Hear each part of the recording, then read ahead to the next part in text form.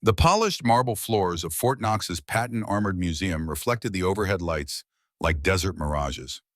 Clusters of tourists wandered between the massive war machines, their camera flashes sparking off the metal hulls, capturing souvenirs but missing the history. Most groups moved quickly, pausing only long enough for a photo before drifting to the next exhibit. But one small gathering remained fixed in place, circled around a weathered man whose spine remained ramrod straight despite his 68 years. Robert Harrington, known as Iron Bob to three generations of tank crews, rested one hand on the massive hull of the first production M1 Abrams tank. The museum had polished it to a high gloss that Harrington knew no working tank had ever possessed. But beneath that show finish, he recognized every curve, every weld seam, every access panel. His fingers traced the edge of the driver's hatch with the familiarity of a blind man reading Braille.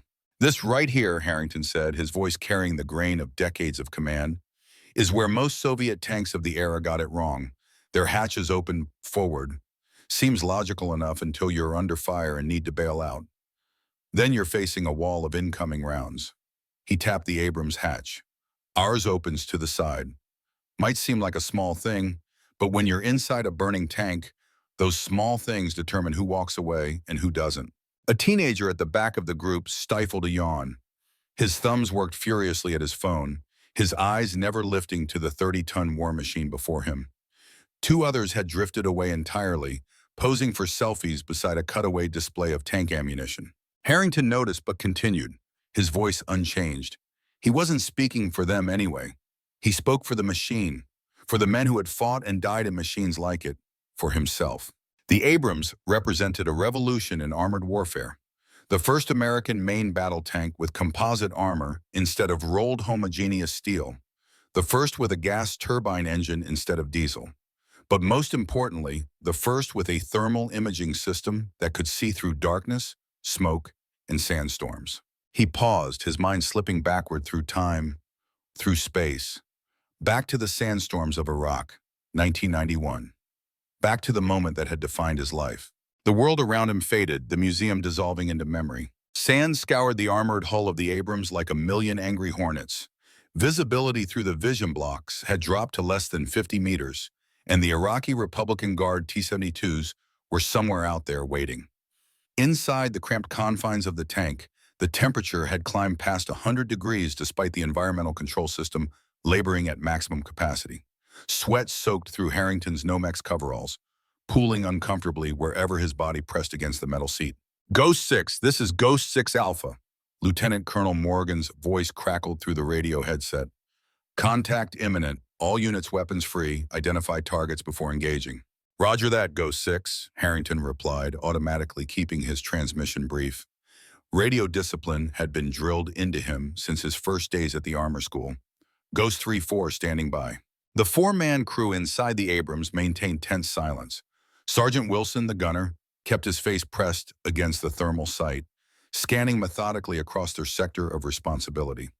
Corporal Martinez, the loader, had already chambered a Sabot round, the armor-piercing dart that could punch through a T-72's frontal armor at 2,000 meters.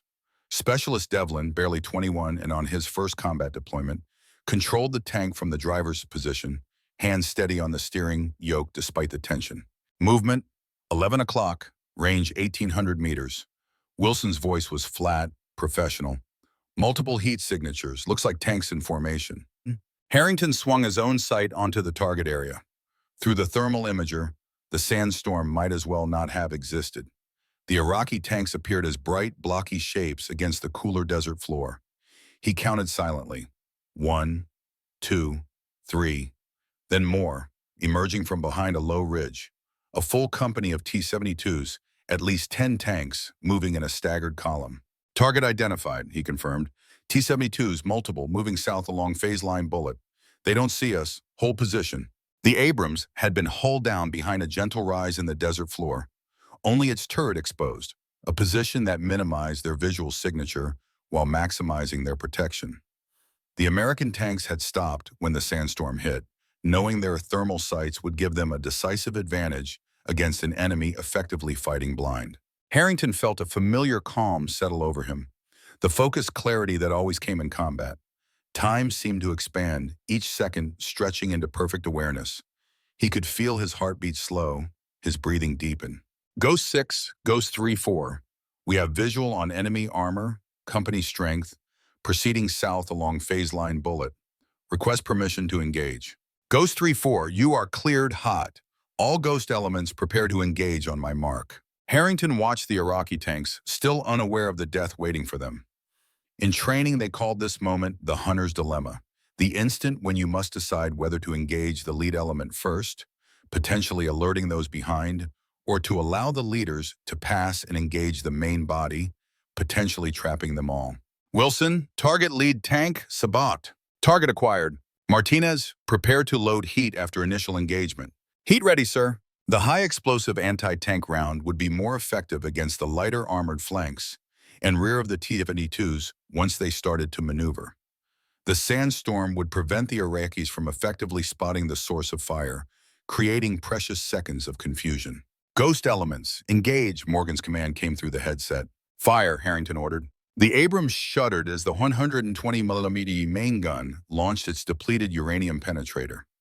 The round crossed the distance to the target in less than 2 seconds, striking the lead T-72 precisely where its turret met the hull.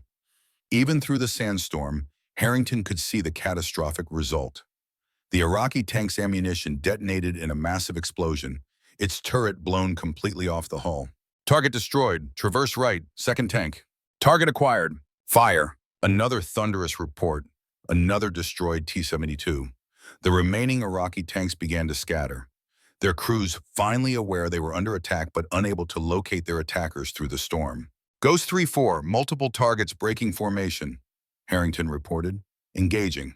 What followed was a methodical execution. Each American tank in the platoon selected targets, fired, destroyed them, and moved to the next.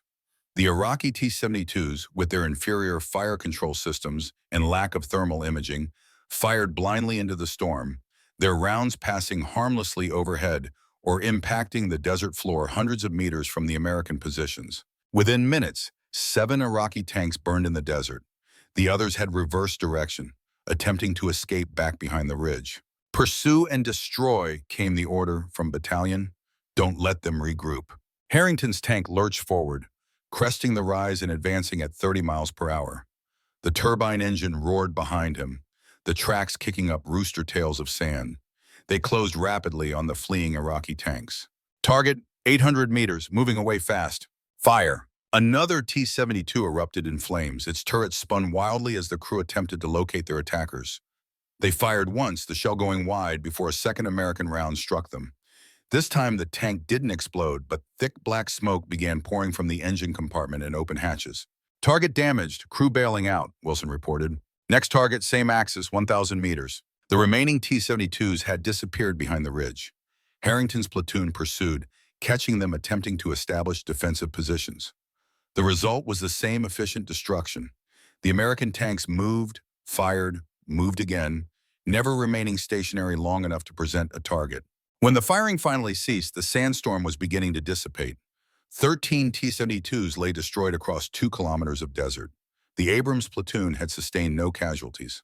Harrington ordered his tank forward to assess the damage and confirm there were no surviving enemy vehicles. As they approached the burning hulks, the smell of cordite, burning fuel, and something worse drifted through the open hatches. "Looks like we got them all, sir," Wilson said, satisfaction evident in his voice. "Stay alert," Harrington cautioned. "Check each one." They moved slowly between the destroyed tanks. Most had burned fiercely, ammunition cooking off in secondary explosions that had torn the vehicles apart. Iraqi crewmen who hadn't escaped in time lay sprawled nearby, their bodies testimony to the ferocity of modern armored combat. "Sir, movement at 2 o'clock, Wilson called out suddenly. "Last T-72 in the line." Harrington swung his sight onto the tank. Unlike the others, this one showed no external damage. Smoke leaked from the open commander's hatch, but there were no flames visible. "Target that tank, Sabot." "Target acquired." Harrington hesitated, his finger poised above the fire authorization switch. Through his sight, he could see movement around the tank. Someone was trying to extract something, or someone, from the commander's hatch. "Hold fire," he ordered. "Devlin, move us closer, carefully." The Abrams approached the T-72 cautiously. As they drew nearer, the scene became clear. Two Iraqi tankers were struggling to pull a third man from the hatch. The injured man appeared to be caught on something inside. Standard doctrine was clear: destroy the enemy vehicle regardless of the condition of its crew. A damaged tank could be repaired and returned to battle. Every enemy tanker who survived might fight again another day. But these men weren't fighting. Their war was over. "Sir, battalion is requesting status update," Martinez said from the loader's position. Harrington made his decision. "Tell them all enemy vehicles destroyed, crew survival uncertain." He dropped down from the commander's position, sealing his hatch behind him. "Sir, what are you doing?" Wilson asked, alarmed. "Maintaining situational awareness. Keep your sectors covered." Harrington unholstered his Beretta M9 pistol and chambered around before cracking his hatch. The heat and stench of the battlefield hit him like a physical blow. He scanned the area carefully, confirming there were no other immediate threats, then pulled himself out of the turret. "Sir, this is against protocol," Wilson protested. "Note your objection, Sergeant. Cover me." Harrington dropped from the Abrams and approached the damaged T-72, pistol at the ready, but not aimed directly at the Iraqi tankers. They saw him coming and froze, raising their hands in surrender. Up close, he could see they were young, probably conscripts. Their faces were streaked with soot and fear. The man they had been trying to extract was older, an officer from his uniform insignia. His lower body was trapped inside the tank, and blood soaked his tunic. Harrington holstered his pistol and motioned for the Iraqis to continue their efforts. He pointed at the tank and made a twisting motion with his hands, trying to indicate that something needed to be shifted to free the trapped man. One of the Iraqis nodded in comprehension. He said something to his comrade, and they renewed their efforts, this time twisting the officer's body slightly as they pulled. With a sickening sound, he came free. His legs were crushed and burned, clearly beyond saving. Harrington keyed his tactical radio. "Ghost 6, Ghost 3-4. We have enemy wounded requiring medical evacuation. 3 POWs. There was a moment of stunned silence before Morgan responded. "Ghost 3-4, confirmed status of enemy vehicles. All vehicles destroyed or disabled, sir. No further threat. These men were trying to save their commander." Another pause. "Understood, Ghost 3-4. Medevac inbound. Secure the POWs and establish a collection point." "Roger that, Ghost 6. Harrington turned back to the Iraqis. The injured officer was conscious, his face contorted in pain, but his eyes clear. He looked directly at Harrington, then managed a small nod of acknowledgement from one professional to another. Later, much later, there would be questions, forms to fill out, explanations to give. Harrington would defend his decision as tactically sound. The enemy vehicles were destroyed, the military objective achieved, and taking prisoners provided potential intelligence value. He wouldn't mention the officer's nod or the moment of connection across enemy lines. Some things weren't meant for reports. The memory faded, bringing Harrington back to the present, to the polished floor of the museum and the bored faces of his tour group. He blinked, surprised to find his hand still resting on the Abrams hull. "The thermal imaging system saved countless American lives," he continued, as if there had been no interruption. "It gave us the ability to engage with precision regardless of conditions. But technology is only as good as the men who use it and the decisions they make in the moment." A cell phone chimed loudly. Several people checked their devices reflexively. "I think that's our cue to wrap up," Harrington said, unable to keep a trace of bitterness from his voice. "The cafeteria is down the hall to your left. The gift shop is past that. Thank you for your time today." The group dispersed quickly, already chatting among themselves about lunch options and afternoon plans. None of them looked back at the old tanker still standing beside the Abrams. None except one, a man in his mid-40s wearing a crisp army dress uniform with the insignia of a full colonel. He approached Harrington with measured steps, his posture military perfect. "That was quite a tour, Captain Harrington," he said, extending his hand. "Colonel James Winters, Office of Force Management, Pentagon." Harrington shook the offered hand automatically. "Retired captain now, Colonel. Just a museum volunteer these days." "According to your service record, you were one of the most decorated tank commanders in Desert Storm." Harrington raised an eyebrow. "You've read my service record?" "I make it a point to know who I'm dealing with," Winters replied smoothly. "I understand you've been advising the museum director on the new expansion plans." "I have. This place preserves important history. The armor branch deserves a showcase worthy of its contributions." Winters nodded, his expression neutral. "I'm sure it does. But times change, Captain. Budgets tighten. Priorities shift." A cold certainty settled in Harrington's stomach. You're not here for a social visit. No, I'm not. I've been tasked with evaluating Army Heritage Site allocations as part of a broader budget realignment. The Patton Museum is on my list. Realignment, Harrington repeated. That's Pentagon speak for cuts. Winters didn't deny it. The Army is investing heavily in next-generation systems, virtual reality training, autonomous vehicle research, forward-looking priorities, at the expense of remembering where we've been and what we've learned. That's one perspective, Winters acknowledged. There are others. They stood in silence for a moment, the massive Abrams tank looming beside them like a steel sentinel. Why tell me this? Harrington asked finally. I'm just a volunteer tour guide. Because according to Director Collins, you're far more than that. You're the heart and soul of this place, the keeper of its institutional memory, the last of the old school tankers who actually fought in these machines. Winters gestured at the surrounding vehicles. If changes are coming, I thought you deserved to know directly. Harrington studied the younger officer's face, looking for mockery or condescension, but found only professional detachment. I appreciate the courtesy, Colonel. When will these changes be announced? The review process takes approximately 3 months. My recommendation will be submitted at the end of that period. And what is your recommendation likely to be? Winters hesitated, then seemed to come to a decision. Consolidation, reduction of physical exhibits in favor of digital archives, possible conversion of portions of the museum space to simulation centers for training, gutting the place, in other words. Modernizing it, Captain, the same way the armor branch itself has modernized over the decades. Evolution is necessary for survival. Harrington felt anger rising in him, a hot counterpoint to the cold dread in his stomach. These aren't just metal artifacts, Colonel. They're physical connections to our history, to the men who fought and died in them. You can't digitize that experience. With all due respect, sir, that's exactly what we can do now. Virtual reality can recreate any battlefield, any vehicle, with perfect fidelity. A new recruit can experience Desert Storm more vividly through a VR headset than through looking at a static display. That's the most ridiculous thing I've ever heard, Harrington snapped. You think some computer program can simulate what it feels like to be inside a 30-ton war machine? The heat, the noise, the smell, the weight of responsibility for your crew, the split-second decisions that determine who lives and who dies. Winters remained unperturbed.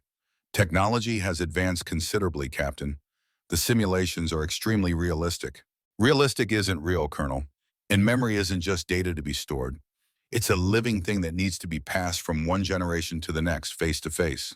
An interesting philosophical position, Winters said, his tone suggesting he found it anything but. Unfortunately, the Department of Defense budget isn't allocated based on philosophy. Harrington took a deep breath, forcing his temper back under control. Losing his cool wouldn't help the museum. When do you begin your formal review? I already have. Today's visit was part of my initial assessment. Then I hope you'll allow me to show you more of what this place has to offer before you make your final recommendation. There's a lot here that doesn't translate to a spreadsheet. Winters checked his watch. I have a meeting with Director Collins in 20 minutes to discuss the financial aspects. Perhaps another time. Of course, finances first, history second. The colonel chose to ignore the sarcasm. It was an honor to meet you, Captain Harrington. Your service record speaks for itself. As will yours someday, Colonel. Winters offered a final handshake, then walked away, his shoes clicking precisely against the marble floor. Harrington turned back to the Abrams, resting both hands on its hull. Well, old girl, he murmured, looks like we've got another battle on our hands. He remained there until the museum closed, moving from tank to tank, touching each one, remembering the men who had crewed similar vehicles, remembering the ones who hadn't come home. By the time the final announcement came over the PA system, he had made his decision. The Patton Museum would not die quietly on his watch. The following morning, Harrington arrived at the modest ranch house that served as the residence of retired Major General Paul Thunder Davis. Located just outside the Fort Knox perimeter, the house was meticulously maintained, its lawn mowed in precise patterns that suggested military precision applied to civilian life. Davis himself opened the door before Harrington could knock. At 72, the former commander of 2nd Armored Regiment remained an imposing figure, his broad shoulders only slightly stooped with age, his white hair still cut in a regulation style. Bob Harrington, he said, his voice a rumbling bass. Either the world's ending or you need a favor. You never make social calls. Maybe a little of both, sir, Harrington replied. Davis snorted. Well, don't just stand there letting mosquitoes in. Coffee's fresh. The interior of the house was a museum of its own. Shadow boxes containing medals and ribbons lined one wall. Photographs of tanks and soldiers spanned decades of service. Unit guidons and flags hung in places of honor. Davis led the way to a sunlit kitchen, where he poured 2 mugs of coffee and placed them on a table overlooking a small garden. So what's the crisis? Harrington explained about Colonel Winters and the threatened budget cuts. Davis listened without interrupting, his weathered face revealing nothing. Bureaucrats, he said finally when Harrington had finished, always trying to put price tags on priceless things. We need to stop this, sir. Once they start cutting, they won't stop until the place is nothing but a website and some VR headsets. Davis sipped his coffee thoughtfully. What did Collins say? He's the director. He's worried, but his hands are tied. He'll fight through official channels, but official channels move at the speed of government. Davis finished the thought. Too slow to matter. Exactly. So what's your plan? I know you have one, or you wouldn't be here. Harrington leaned forward. We need to show them what they'd be losing, not tell them, show them, make it impossible to ignore. Create something so compelling that even bean counters like Winters will understand the value. I'm listening. A temporary exhibit, interactive, immersive, not with fancy technology, but with reality. Real veterans telling real stories, real experiences that visitors can touch and feel and remember. Davis's eyes narrowed thoughtfully. Like what specifically? We restore one of the Abrams to working condition, not for driving, but so people can experience what it's actually like in it. The heat, the noise, the confined space. We create a simulation of a tank battle using actual tankers to narrate, not some computer program. We bring in veterans from every era to connect with visitors personally. 72 hours of immersive experience, Davis mused. A full weekend program. Exactly, we call it 72 hours in steel. Make it an event. Get media coverage. Show the human side of these machines in a way no digital archive ever could. Davis set down his coffee mug with deliberate care. It would take resources, manpower, expertise. I know where to find all three, if you'll help me. The older man stood and walked to the window, looking out at his garden. For a long moment he was silent, and Harrington wondered if he'd asked too much. Then Davis turned, a slow smile spreading across his face. Makes me think of that time in Germany, '85, when the battalion commander wanted to cancel our live fire exercise because of budget constraints. Remember what we did? Harrington felt an answering smile. We ran it anyway and filed the expenditure reports under training ammunition. And it was the best damn exercise that battalion ever had. Davis's eyes gleamed with something that had been missing a moment before. Purpose. Let me make some calls. I still know a few people who owe me favors. Thank you, sir. Don't thank me yet. This won't be easy. That Winters fellow sounds like a hard case.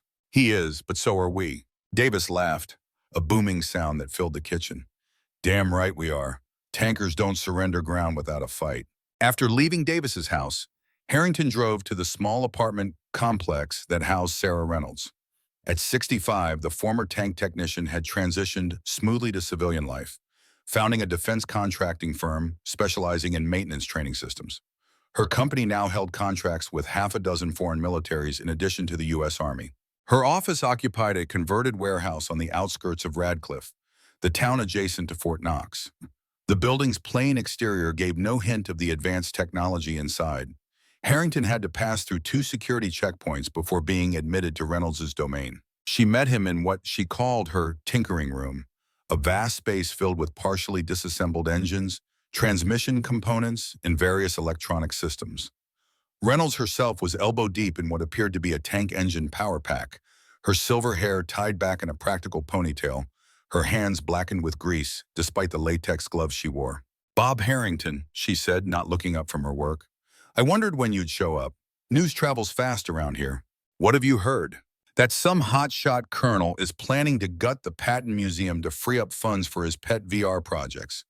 She straightened, wiping her hands on a shop rag. And that you're not taking it lying down. Davis called you already? Reynolds smiled. 10 minutes after you left his house. The old thunder still has his network. What did he tell you? Enough. You want to create an immersive experience for visitors. Show them what it's really like inside a tank during combat. She gestured around the workshop. And you need my help to make it authentic. We need your expertise, Harrington confirmed. Nobody knows these machines better. Nobody can bring them to life the way you can. Flattery, Bob? That's not like you. It's not flattery if it's true. Reynolds removed her gloves and crossed to a small refrigerator from which she produced 2 bottles of water. She handed one to Harrington. So tell me exactly what you're envisioning. For the next hour, they discussed the technical aspects of the project. Reynolds asked pointed questions, made suggestions, and occasionally vetoed ideas that weren't feasible within their timeline or budget constraints. By the time they finished, the rough outline had become a detailed plan. We'll need access to the reserve fleet Abrams, Reynolds said, making notes on a tablet. Not just the museum pieces, something we can actually power up without setting off alarms. Can you arrange that? She gave him a look. Bob, my company maintains the entire reserve fleet's power systems. I can get us whatever we need. What about the environmental simulator? Can you really make it feel like the inside of a combat vehicle? Heat, noise, motion, even the smell. Trust me, visitors will get the full experience. They'll walk away understanding what we went through in those steel coffins. Harrington nodded, satisfied. What do you need from me? Officially, a temporary technical advisor contract through the museum. Unofficially, she set down her tablet and met his gaze directly. I need to know this isn't just about saving a building, Bob. Museums come and go. What's really driving this? Harrington hadn't expected the question and found himself without a prepared answer. He looked around the workshop at the machines Reynolds had spent her life maintaining, understanding, improving. Do you remember Jasper Coleman? He asked finally. Reynolds frowned. The loader from 3rd Platoon? Died in that training accident at Grafenwohr? That's him. Did you know he had a son born 2 months after the accident? I didn't. That son is 38 now, has a son of his own. He came to the museum last month looking for some connection to the grandfather he never knew. All he had were stories his mother had told him, second-hand accounts. Harrington paused, the memory still fresh. I showed him his father's tank, let him sit in the loader's position. Told him what his father was like, how he would sing terrible country songs during long road marches, how he could load the main gun faster than anyone in the battalion, how he saved 3 other crewmen before the ammunition cooked off. Reynolds was very still, and he cried right there in the tank. A 38-year-old man crying because, for the first time in his life, he could touch something his father had touched, could sit where his father had sat, could hear stories from someone who actually knew him. Harrington met her eyes. That's what they want to take away, Sarah. Not just a building or some old vehicles. They want to erase the physical connection to our past, to digitize memories that should be passed from person to person, not stored in some database. Reynolds was silent for a long moment. Then she nodded once decisively. All right, I'm in, whatever it takes. Thank you. Don't thank me yet. We've got a hell of a lot of work to do. She picked up her tablet again. We'll need Thompson for this too. The academic perspective will help legitimize what we're doing. Marcus Doc Thompson had been Harrington's gunner during Desert Storm. After leaving the Army, he'd used his GI Bill benefits to earn a PhD in military history. Now a professor at the University of Louisville, he'd become a respected authority on armored warfare. I've already called him, Harrington said. He's meeting us at the museum tomorrow morning. Director Collins is giving us temporary office space to coordinate from. Then we'd better get moving. Reynolds slipped her gloves back on. I'll finish up here and start gathering the technical team. You go talk to Collins about the bureaucratic details. Yes, ma'am, Harrington said with a mock salute. Reynolds grinned. And Bob, it's good to have the old crew back together, even under these circumstances. Especially under these circumstances. As Harrington drove back to the museum, he felt more optimistic than he had since meeting Colonel Winters. The team was coming together. The plan was taking shape. They had a fighting chance. What he didn't know then was that James Winters had secrets of his own secrets that would change everything when they finally came to light. Director Collins was waiting in his office when Harrington returned to the museum. A civilian who had never served in the military himself, Collins nevertheless had a deep appreciation for Army heritage and the importance of preserving it. He was in his early 50s, with thinning brown hair and wire-rimmed glasses that gave him a scholarly appearance. How did your meetings go? He asked as soon as Harrington was seated. Better than expected. Davis, Reynolds, and Thompson are all on board. We're putting together a plan for a temporary exhibit that will showcase what the museum really means to veterans and families. Collins nodded, but his expression remained troubled. I've been going over the budget figures with Colonel Winters. It's worse than we thought, Bob. How bad? They're talking about a 60% reduction in operating funds, consolidation of the artifact collection, transferring most of the vehicles to storage at Anniston. Harrington felt his optimism faltering. That would effectively shut us down. It would transform us into what Winters calls a digital heritage center, basically an interactive website with a small physical footprint. And what do you think of that? Collins sighed.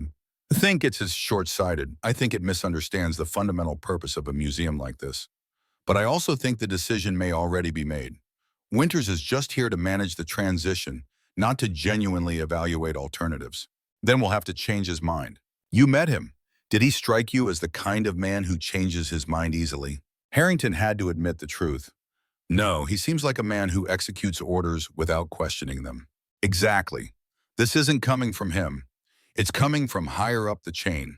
Budget priorities set at the Pentagon level. Then we go over his head. Collins raised an eyebrow. To whom? The Secretary of the Army? Good luck getting an appointment. If necessary, yes. But first we show Winters what he'd be destroying. Make it personal for him. Force him to see the human impact. With your 72 hours in steel program. Exactly. We need your official support, Andrew. Temporary exhibit space, access to the collections, staff assistance. Collins removed his glasses and rubbed the bridge of his nose. You know I want to help, but I have to be careful. If I openly oppose this initiative, they'll simply replace me with someone more compliant. We're not asking you to oppose anything officially, just to allow us the space and resources to mount this exhibit, as a last hurrah, if nothing else. The museum director was silent for a long moment, weighing his options. Finally, he put his glasses back on and nodded.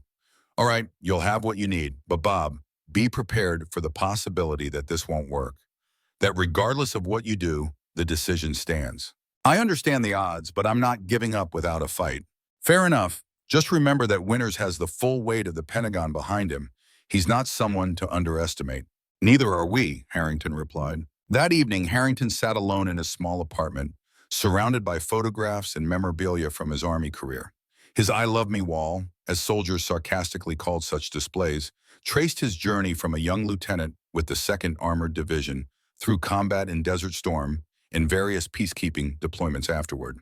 The centerpiece was a framed photograph of his tank crew from 1991. Himself, Thompson, Martinez, and young Devlin, standing proudly beside their Abrams in the Iraqi desert. All were coated in fine sand, their faces streaked with sweat, but their expressions radiated the unique bond formed in combat. Martinez had died of cancer 5 years ago. Devlin had left the Army after one tour and now ran a successful construction company in Oregon.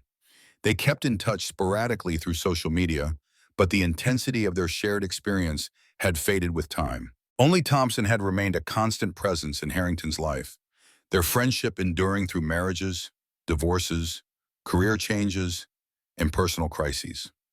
The former gunner, now professor, remained as steady and reliable as he had been when peering through the sights of the Abrams main gun. Harrington picked up his phone and dialed a number from memory. Thompson answered on the second ring. I was just about to call you, he said by way of greeting. I've been pulling together materials for our exhibit, historical context, oral histories, documentary footage. But I had a thought. I'm listening, Harrington said. What if we included the other side too? Iraqi tankers who fought against us, Russian advisors who trained them. Make it a complete picture rather than just the American perspective. Harrington considered this. It could be powerful, but where would we find them after all these years? That's the thing. I've maintained academic contacts in military history circles, including some in Eastern Europe and the Middle East. I could reach out, see if anyone is willing to participate, at least virtually.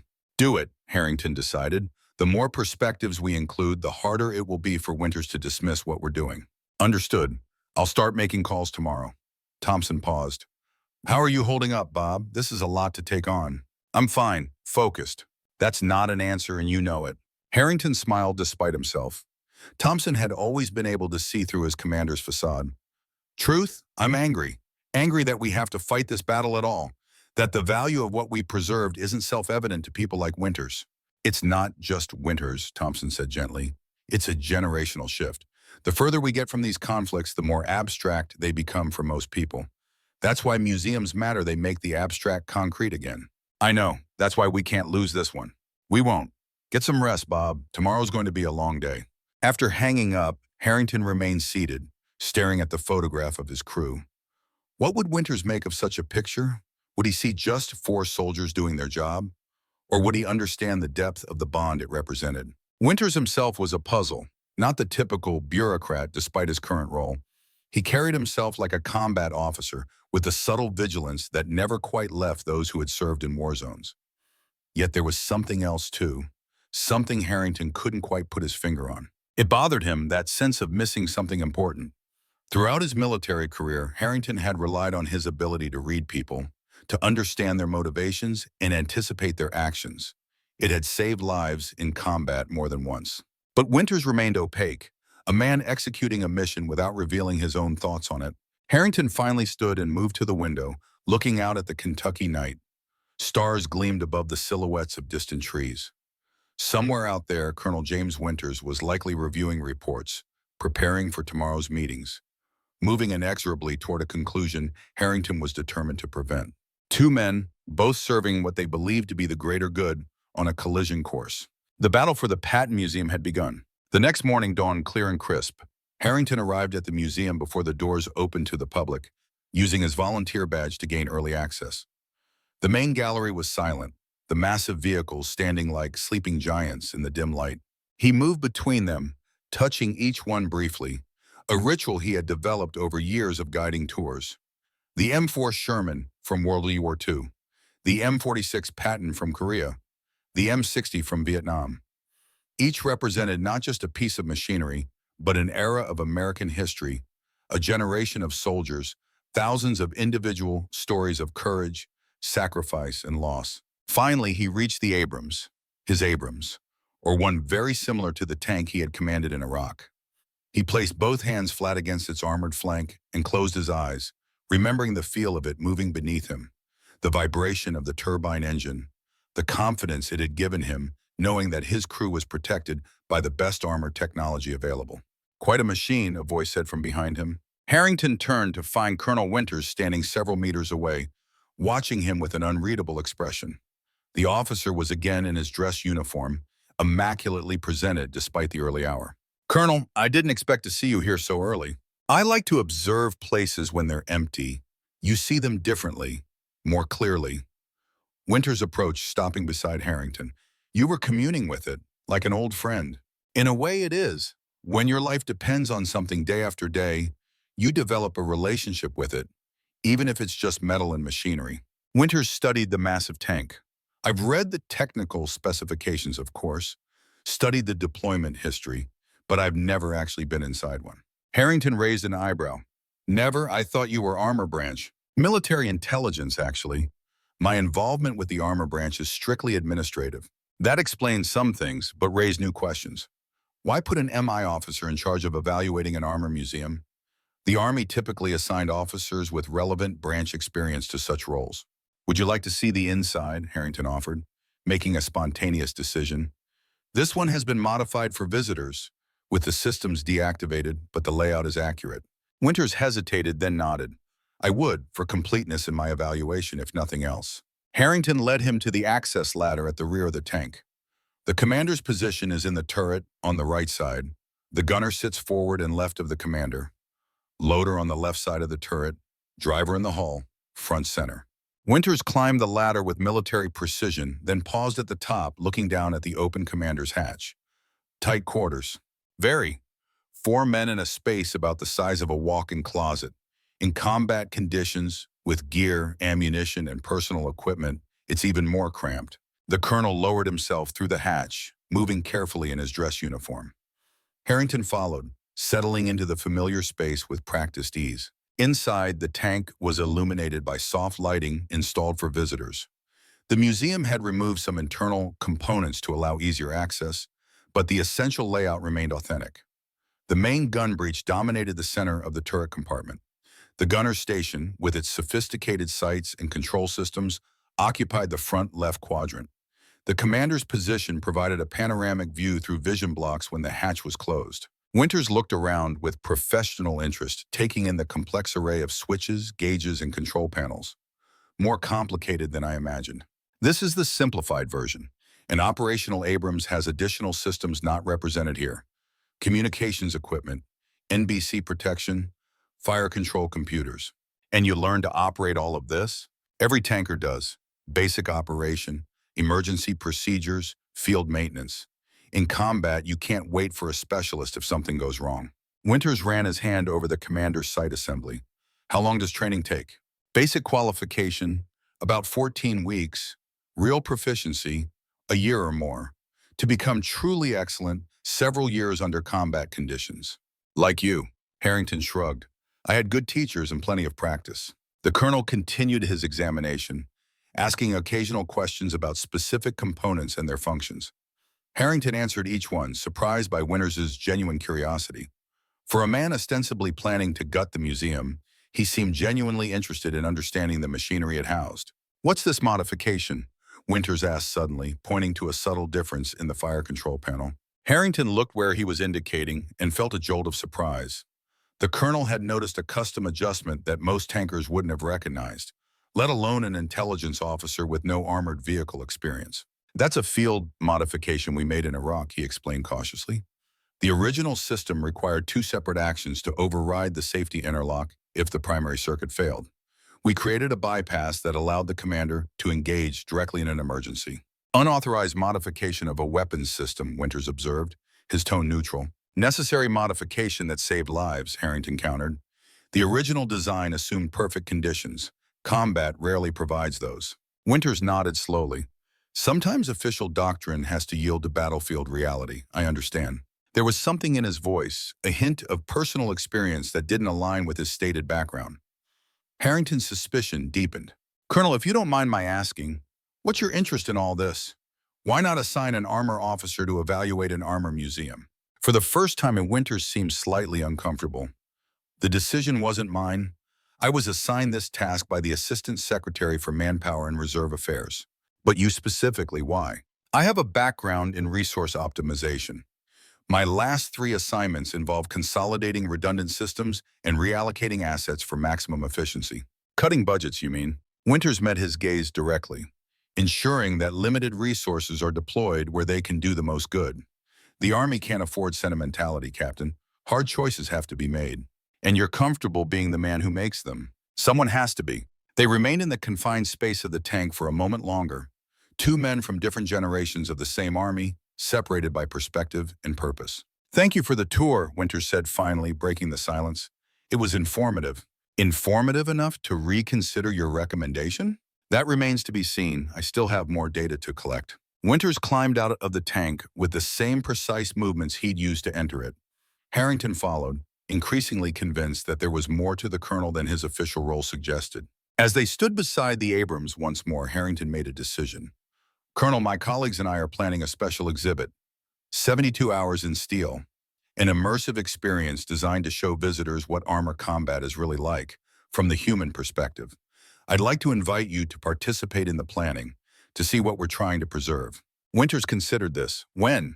First planning session is this afternoon, 1400 hours in the museum conference room. I'll consider it, no promises. That's all I ask. Winters nodded once, then turned and walked away, his posture military perfect, revealing nothing of his thoughts. Harrington watched him go, more puzzled than ever. What he had expected to be a straightforward bureaucratic battle was becoming something more complex. Colonel James Winters was not simply a Pentagon functionary following orders. He had his own agenda, his own motivations. And Harrington was becoming increasingly determined to discover what they were. The conference room of the Patton Museum hummed with an energy it hadn't seen in years. Around the large oak table sat the core team Harrington had assembled. Major General Paul Davis, looking every inch the commander despite his civilian clothes. Sarah Reynolds, her tablet and 3 technical binders arranged in perfect order before her. Professor Marcus Thompson, surrounded by historical documents and photographs. And Andrew Collins, the museum director, who appeared both hopeful and nervous. Harrington stood in the head of the table, feeling a familiar sensation settle over him. The quiet focus before action, the mental clarity that came with purpose. Thank you all for coming, he began. We have exactly 3 weeks until the Pentagon's review team makes their final recommendation. 3 weeks to prove that this museum isn't just a collection of old vehicles and artifacts, but a living connection between generations of soldiers and the American people. He activated the projector, displaying a simple timeline. Our mission is to create an immersive experience called 72 Hours in Steel that will show visitors what armored combat really means from the human perspective. Not just the technical specifications or the battle statistics, but the reality of what it means to fight inside these machines. Davis nodded approvingly. Cut through the bureaucratic nonsense and show them what matters. Exactly, Harrington continued. Sarah will lead the technical restoration team. We're going to reactivate one Abrams tank not for driving, but to give visitors the authentic sensory experience. The heat, the noise, the confined space, the vibration. Reynolds tapped her tablet, bringing up detailed schematics. We'll install environmental controls to safely simulate combat conditions. Temperature regulators to recreate the desert heat or the European cold. Sound systems for accurate battle noise. Motion actuators to simulate movement across terrain. Won't that require major modifications to a museum piece? Collins asked, concerned. Not to the permanent collection, Reynolds assured him. I've arranged access to an Abrams from the reserve fleet that was scheduled for parts reclamation. We'll bring it up to display condition while adding the simulation systems, completely reversible if needed. Collins looked relieved. That helps with the regulatory issues. Marcus will handle the historical content, Harrington continued. Not just our perspective, but a complete picture. Thompson leaned forward. I've been compiling oral histories from American tank crews across multiple conflicts, from World War II through Iraq and Afghanistan. But I've also reached out to my international contacts to include perspectives from former adversaries, Russian, Iraqi, even German veterans from the older conflicts. Controversial, Davis commented. I like it. Forces people to engage with the full reality. Exactly, Thompson agreed. We're not creating propaganda. We're preserving the unvarnished truth of armored combat from all sides. Harrington nodded. General Davis will assist with VIP recruitment and publicity. We need high-profile supporters to counter the Pentagon momentum. Already on it, Davis said. I've contacted 3 former secretaries of the Army, 2 chiefs of staff, and about a dozen retired generals who owe me favors, plus some well-connected civilians, including 2 congressmen from the Armed Services Committee. Andrew will manage the institutional interface, Harrington continued, making sure we stay within regulations while pushing the boundaries as far as possible. Collins adjusted his glasses. I've secured temporary exhibit space in the West Wing, budget authorization for materials, and staff support. I've also prepared contingency plans for media engagement if needed. Harrington felt a surge of appreciation for these people, each bringing unique skills to the mission. Questions before we continue? Timeline is tight, Reynolds noted. The technical modifications alone would normally take 2 months.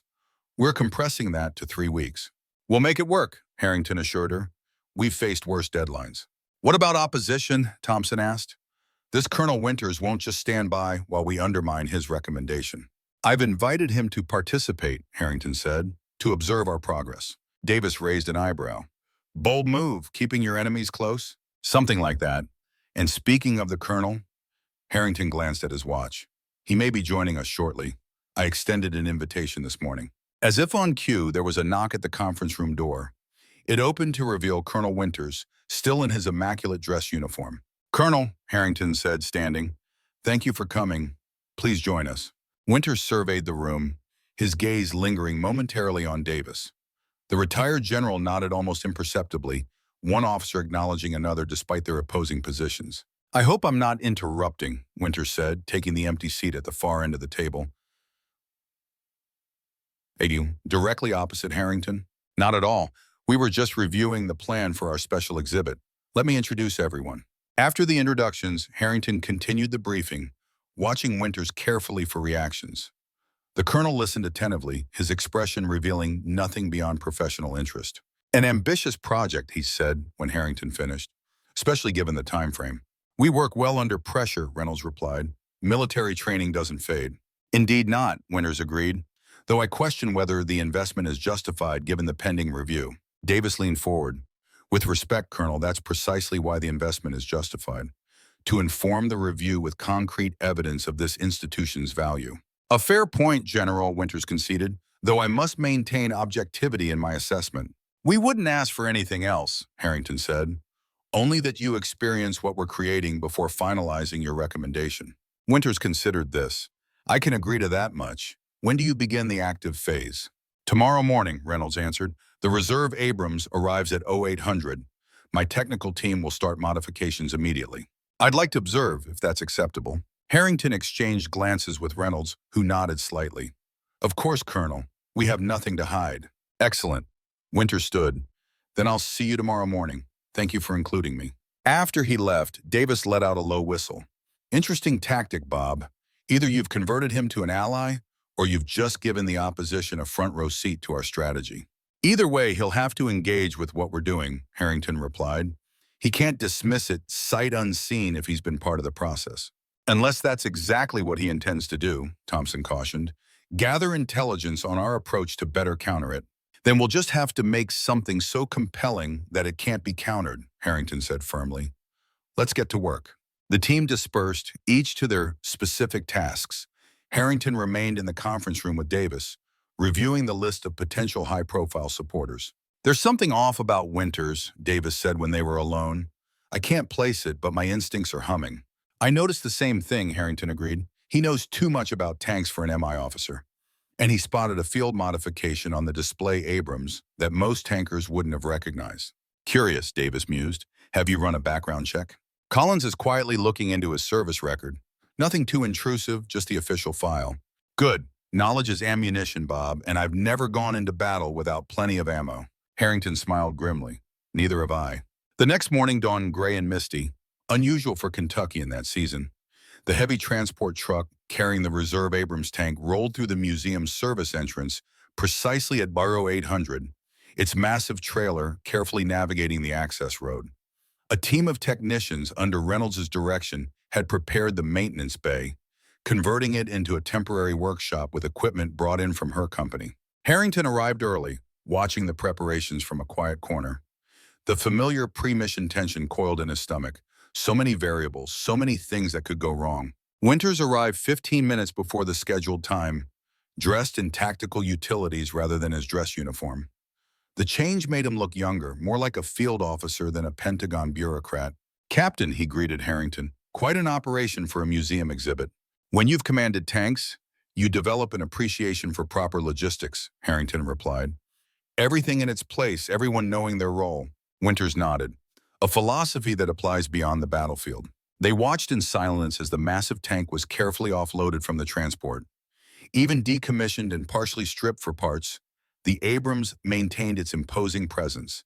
60 tons of American engineering designed for a single purpose: domination of the battlefield. Reynolds directed this placement with the precision of a conductor, gesturing and calling out specific instructions to her team. The tank was positioned exactly where her diagrams indicated, then secured and stabilized for the modification process. Impressive, Winters commented. Miss Reynolds clearly knows her business. One of the best technical minds the armor branch ever produced, Harrington agreed.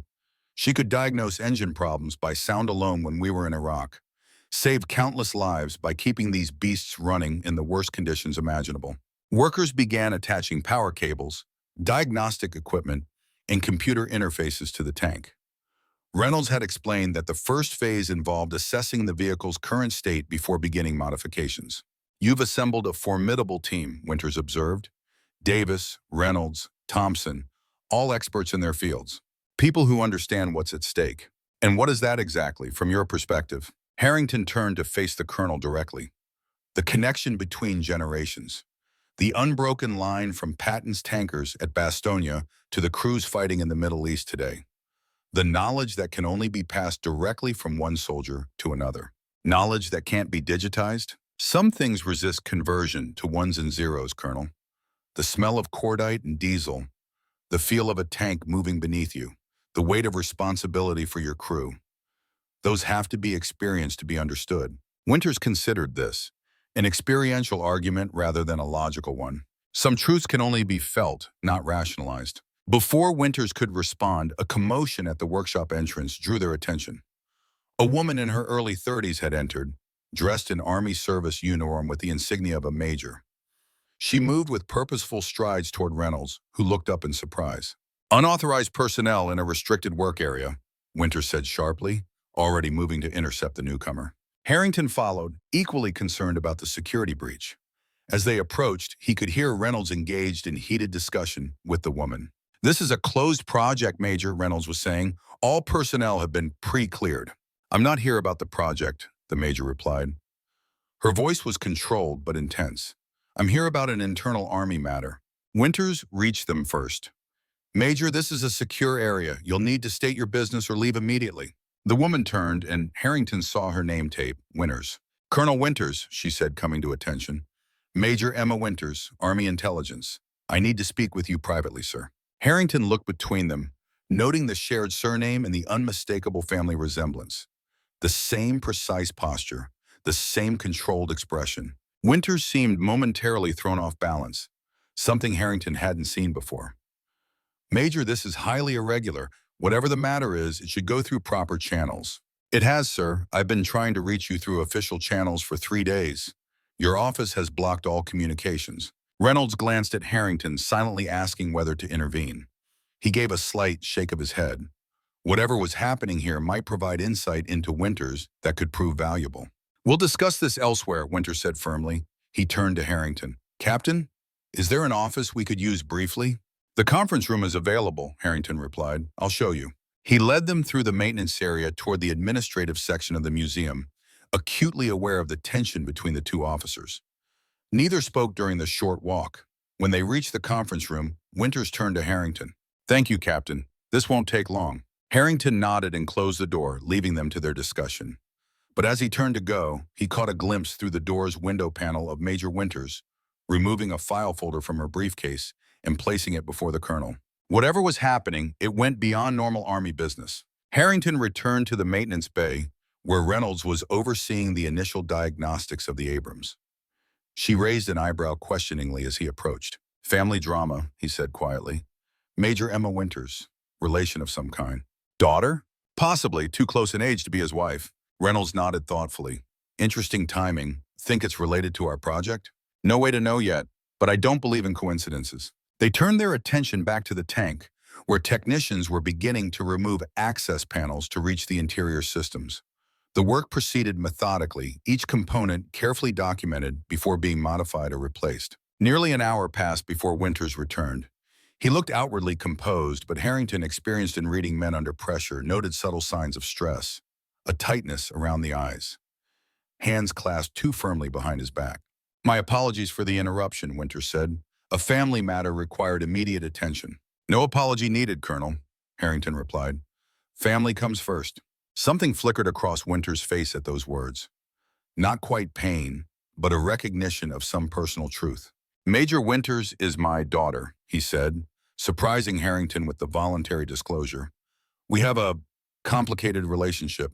"Most family relationships are," Harrington offered, sensing an opening. "My son and I barely spoke for years after his mother died. Military life takes its toll on personal connections." Winters nodded slowly. "Indeed it does, Captain. Indeed it does." He glanced at his watch. "I need to make some calls. Please continue with your work. I'll return this afternoon to observe the progress." After he left, Reynolds approached Harrington. "He's rattled. Whatever was in that folder shook him." "Yes, and I'd very much like to know what it was." "Think Collins could find out?" Harrington considered this. "Possibly, but we need to be careful. If Winters realizes we're digging into his personal business, he could shut us down completely." Reynolds nodded her understanding. "Focus on the mission then. Questions for later." "Exactly. How are we proceeding here?" She led him to the tank, where the engine compartment had been opened to reveal the complex power plant. "The turbine is intact but non-operational. We're installing an electric simulation system that will provide the same sound and vibration without the fuel consumption or exhaust concerns." "What about the interior environmental controls?" "That's next. We're retrofitting the crew compartment with heating elements, sound systems, and motion actuators. By this time tomorrow, we should be able to recreate desert conditions with complete sensory accuracy." "And the projection systems?" "Thompson is working on that part. Historical footage edited and enhanced for immersive display inside the turret. When complete, visitors will feel like they're in the middle of actual combat operations." Harrington nodded approvingly. "Good progress. Keep me updated on any issues." "Will do. And Bob?" "Yes. Whatever's going on with Winters, be careful. Military intelligence officers can be dangerous when cornered. I'll remember that. Harrington left the maintenance area and headed to the museum's research library, where Thompson had established his workspace. The professor was surrounded by historical documents, photographs, and video equipment, meticulously assembling the historical content for their exhibit. "How goes the academic front?" Harrington asked, taking a seat across from him. Thompson looked up, his reading glasses perched precariously on his nose. "Fascinating progress. I've made contact with 3 former Soviet tank commanders who served as advisors to the Iraqi Republican Guard. 2 have agreed to provide video interviews about their experiences facing American armor during Desert Storm. That's a significant coup. How did you manage it?" "Academic connections. One teaches at the Russian Military History Institute now. The other works for a defense contractor in Germany." Thompson removed his glasses. "But that's not the most interesting development." "Oh?" Thompson pushed a folder across the table. "I've been researching the specific engagement you were involved in, the one at Phase Line Bullet during the sandstorm." Harrington tensed slightly. That battle held complicated memories for him. "What about it?" "According to Iraqi records captured after the war, the T-72 company you engaged was commanded by Colonel Fareed Nazari, one of Saddam's most decorated tank officers. He was reported killed in action during the battle. That fits with what we observed. Most of the Iraqi tanks were completely destroyed, crews included." "Yes, but here's where it gets interesting." Thompson opened the folder to reveal a photograph of an Iraqi officer in a hospital bed, clearly taken shortly after the war. "This is Colonel Nazari. He survived, apparently pulled from his burning tank by American forces. He was evacuated to a military hospital, then transferred to the United States as part of a refugee program for high-ranking Iraqi officers who defected." Harrington stared at the photograph, recognition dawning. The man in the hospital bed was older, but unmistakably the same officer he had helped extract from the damaged T-72, the one whose legs had been crushed and burned beyond saving. "He survived," Harrington said softly. "I didn't think he would." Thompson gave him a sharp look. "You knew him?" Harrington hesitated, then decided on the truth. "I was the one who pulled him from the tank. Against protocol. His men were trying to save him, and I made a choice. A choice that saved his life, apparently." Thompson tapped the folder. "According to these records, he was settled in Virginia after extensive medical treatment, granted asylum in exchange for intelligence on the Iraqi armored forces. Do we know what happened to him after that?" "That's where the trail goes cold in the official records. Refugee resettlement information is protected." Thompson leaned forward. "But there's more to this story than just historical interest, isn't there, Bob?" Harrington met his friend's gaze. "What are you suggesting?" "I'm not suggesting anything. I'm asking directly, is there a connection between Colonel Nazari and our current situation?" "I don't see how there could be. This happened over 30 years ago." Thompson nodded slowly, clearly not entirely convinced. "All right, but if you think of anything relevant, let me know. Every piece of information helps our cause." Harrington stood, suddenly needing to move. "I will. Keep up the good work." He left the library, his mind churning with the implications of Thompson's discovery. Nazari had survived, had built a new life in America. What had happened to him in the decades since? And was there any possible connection to Colonel Winters and the current threat to the museum? It seemed far-fetched, yet something nagged at Harrington's instincts. The timing of Major Winters' appearance, the folder she had shown her father, the Colonel's subtle but unmistakable reaction. He needed more information, but discretion was essential. Any overt investigation might alert Winters and jeopardize their already precarious position. Harrington found himself walking through the main exhibition hall, past the timeline of American armor development from the early days of World War I through the modern era. Each vehicle represented not just technological evolution, but the changing nature of warfare itself, the increasing deadliness, the growing distance between combatants, the complex moral calculations required of modern soldiers. He paused before a display of photographs showing tankers from various eras. Young men, most barely out of their teens, standing proudly beside their steel beasts. Many had died in those machines, burned or blown apart or crushed when enemy fire found its mark. Others had survived to become old men with memories that never quite faded, both the camaraderie and the horror etched permanently in their minds. That was what Winters didn't understand, what no spreadsheet or budget analysis could capture, the human element that made these machines more than just military hardware. They were vessels of human experience, carrying the stories of generations of young Americans who had fought and died inside them. Harrington's phone vibrated in his pocket, a text from Davis. Package arriving 1300, meet at loading dock. The package was Davis's euphemism for the first group of VIP supporters he had recruited for their cause. Harrington checked his watch, just enough time to clean up and prepare to receive them. The loading dock had been transformed into an impromptu reception area. Museum staff had arranged chairs, a podium, and refreshment tables in anticipation of the visitors. Davis stood at the entrance, resplendent in a tailored suit that still managed to convey military bearing despite its civilian cut. Right on time, he said as Harrington approached. First wave includes 2 retired 4-stars, a former Secretary of the Army, and the chairman of the Armed Services Committee, heavy hitters. Impressive recruitment, General. Davis grinned. Never underestimate an old man's Rolodex, Bob. These connections have been cultivated for decades. A convoy of black SUVs and luxury sedans began arriving precisely at 1300, disgorging their important passengers with military punctuality. Harrington recognized many of the faces from news coverage and official photographs. Men and women of significant influence in defense circles, whose opinions carried weight at the highest levels of government. Davis made the introduction smoothly, emphasizing Harrington's combat record and role in preserving armor history. The visitors responded with interest and respect, particularly the former tankers among them who shared the bond of the armor branch. Captain Harrington, said retired General Maxwell, a former Army Chief of Staff, Davis tells me you're fighting a rear guard action against bureaucratic short-sightedness. That's one way to put it, sir, Harrington replied. We're trying to ensure that the human experience of armored warfare isn't lost in the digital transition. A worthy cause. These youngsters with their simulators and video games think they understand combat. They have no idea. Maxwell's eyes, still sharp despite his 80 years, focused intently on Harrington. Davis mentioned a specific Pentagon officer driving this initiative. A Colonel Winters? Yes, sir. James Winters, military intelligence. He's been tasked with evaluating the museum for possible resource reallocation. Maxwell frowned. Winters. The name is familiar. MI, you say?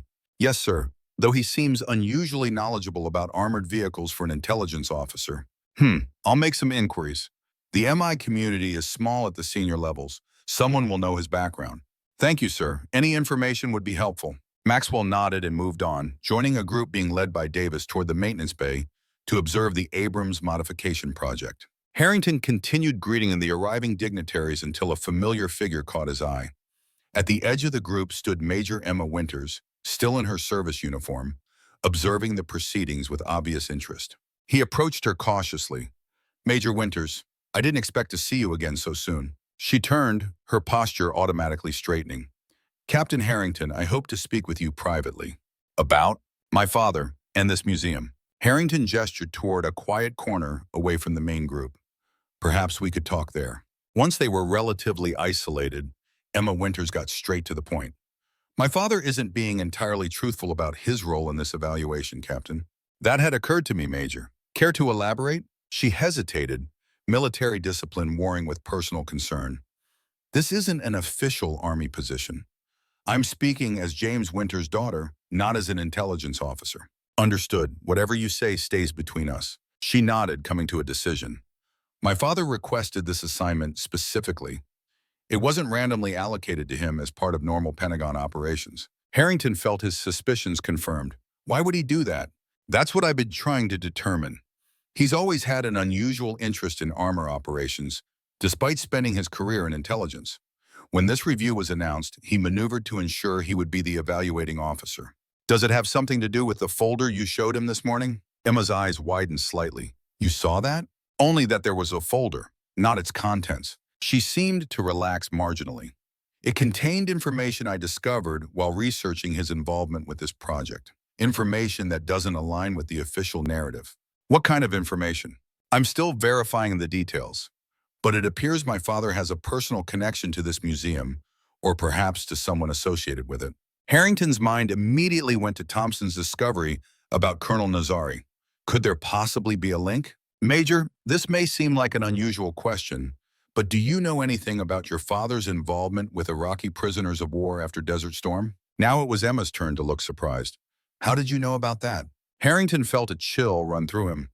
I didn't. It was just a hunch based on something a colleague discovered. Emma studied him intently, clearly weighing how much to reveal. My father was assigned to intelligence debriefing of high-ranking Iraqi officers who defected during and after Desert Storm. It was classified work, not part of his official record. Did he ever mention a Colonel Fareed Nazari? The name clearly registered. Emma's carefully controlled expression slipped momentarily. Where did you hear that name? Historical research related to our exhibit. Nazari was an Iraqi tank commander who survived a battle I was involved in. He was apparently brought to the United States afterward. Emma was silent for a long moment. When she spoke again, her voice was lower, more careful. Captain Harrington, I need to know exactly what happened in that battle. It may be more relevant to our current situation than you realize. Harrington hesitated. He had never fully documented his actions that day, the decision to help the Iraqi tankers rather than destroy their damaged vehicle. It existed in a gray area of military operations, neither strictly by the book nor clearly in violation of orders. It was during a sandstorm, he began slowly.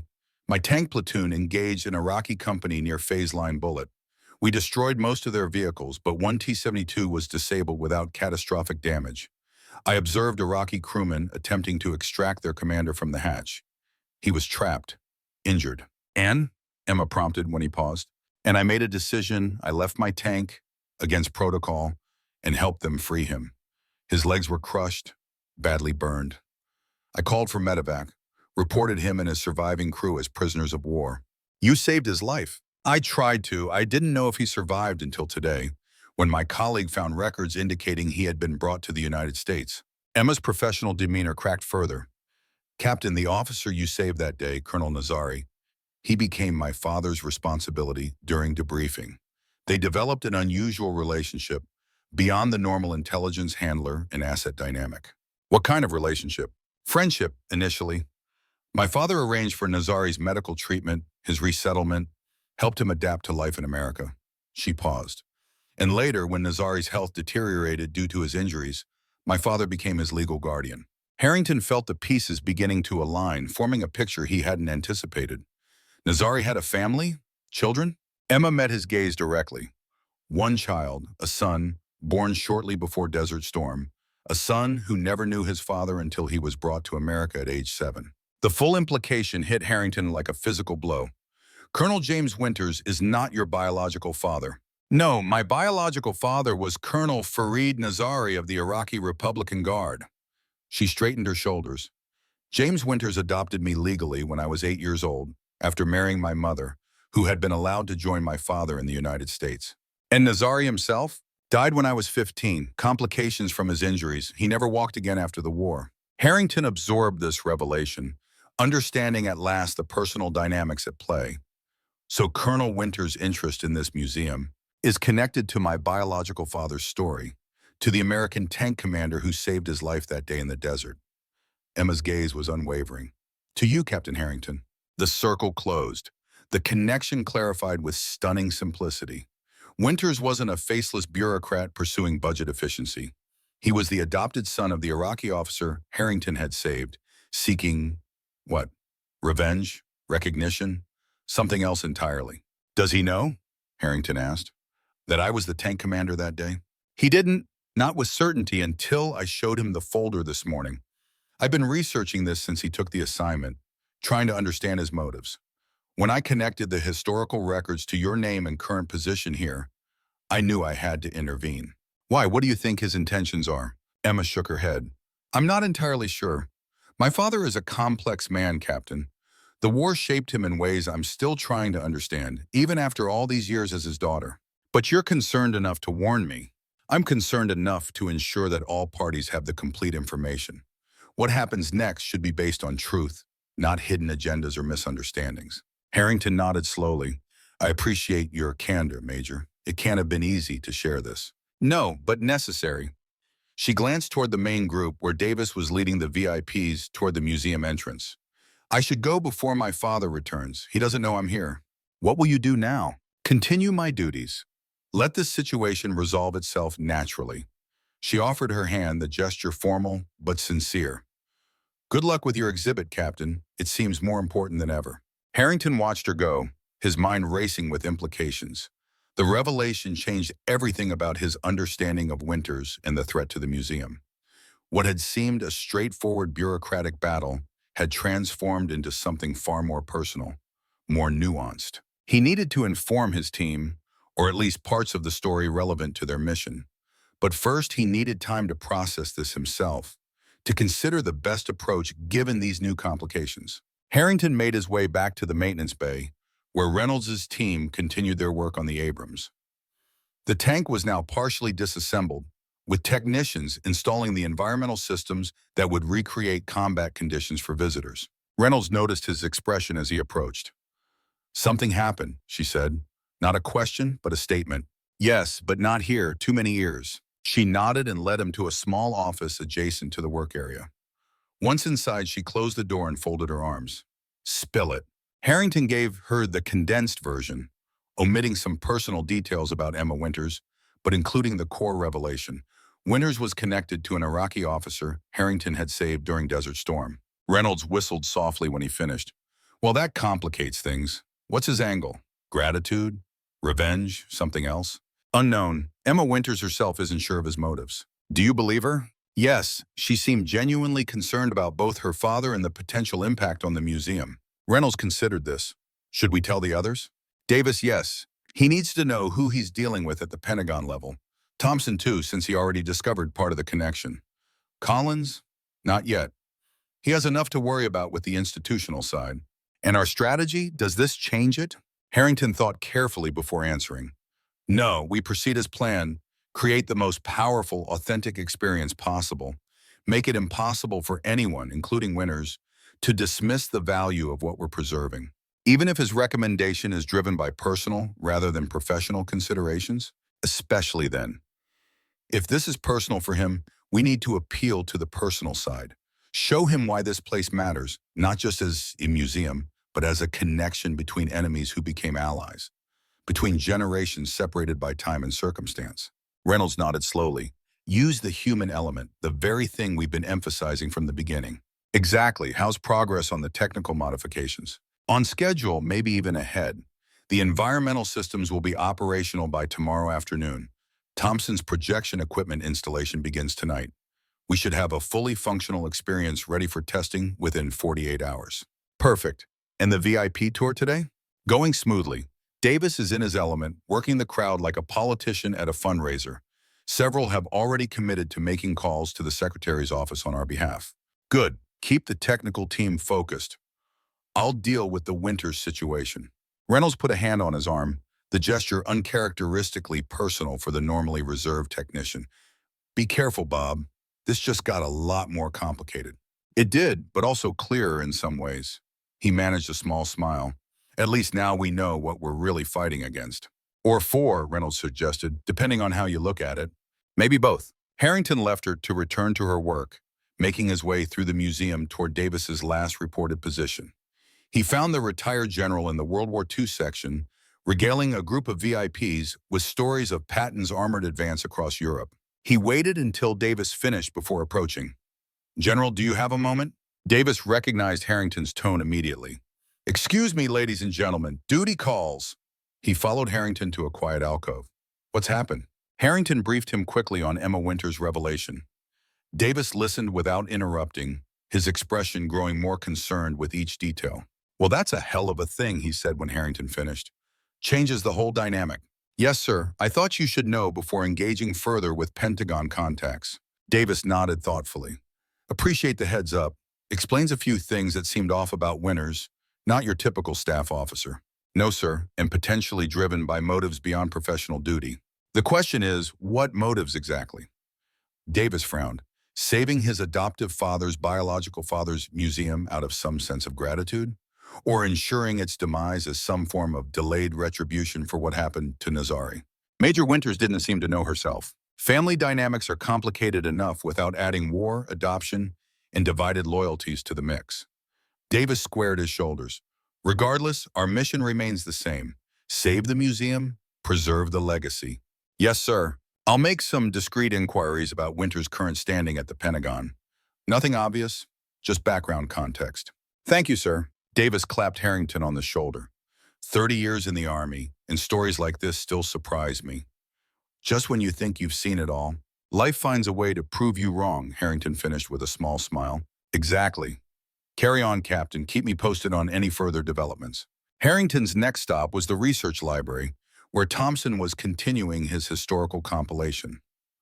The professor looked up as Harrington entered, immediately setting aside his work. You look like a man with news, he said. You could say that. Harrington took a seat across from him. Your research into Colonel Nazari was more relevant than either of us realized.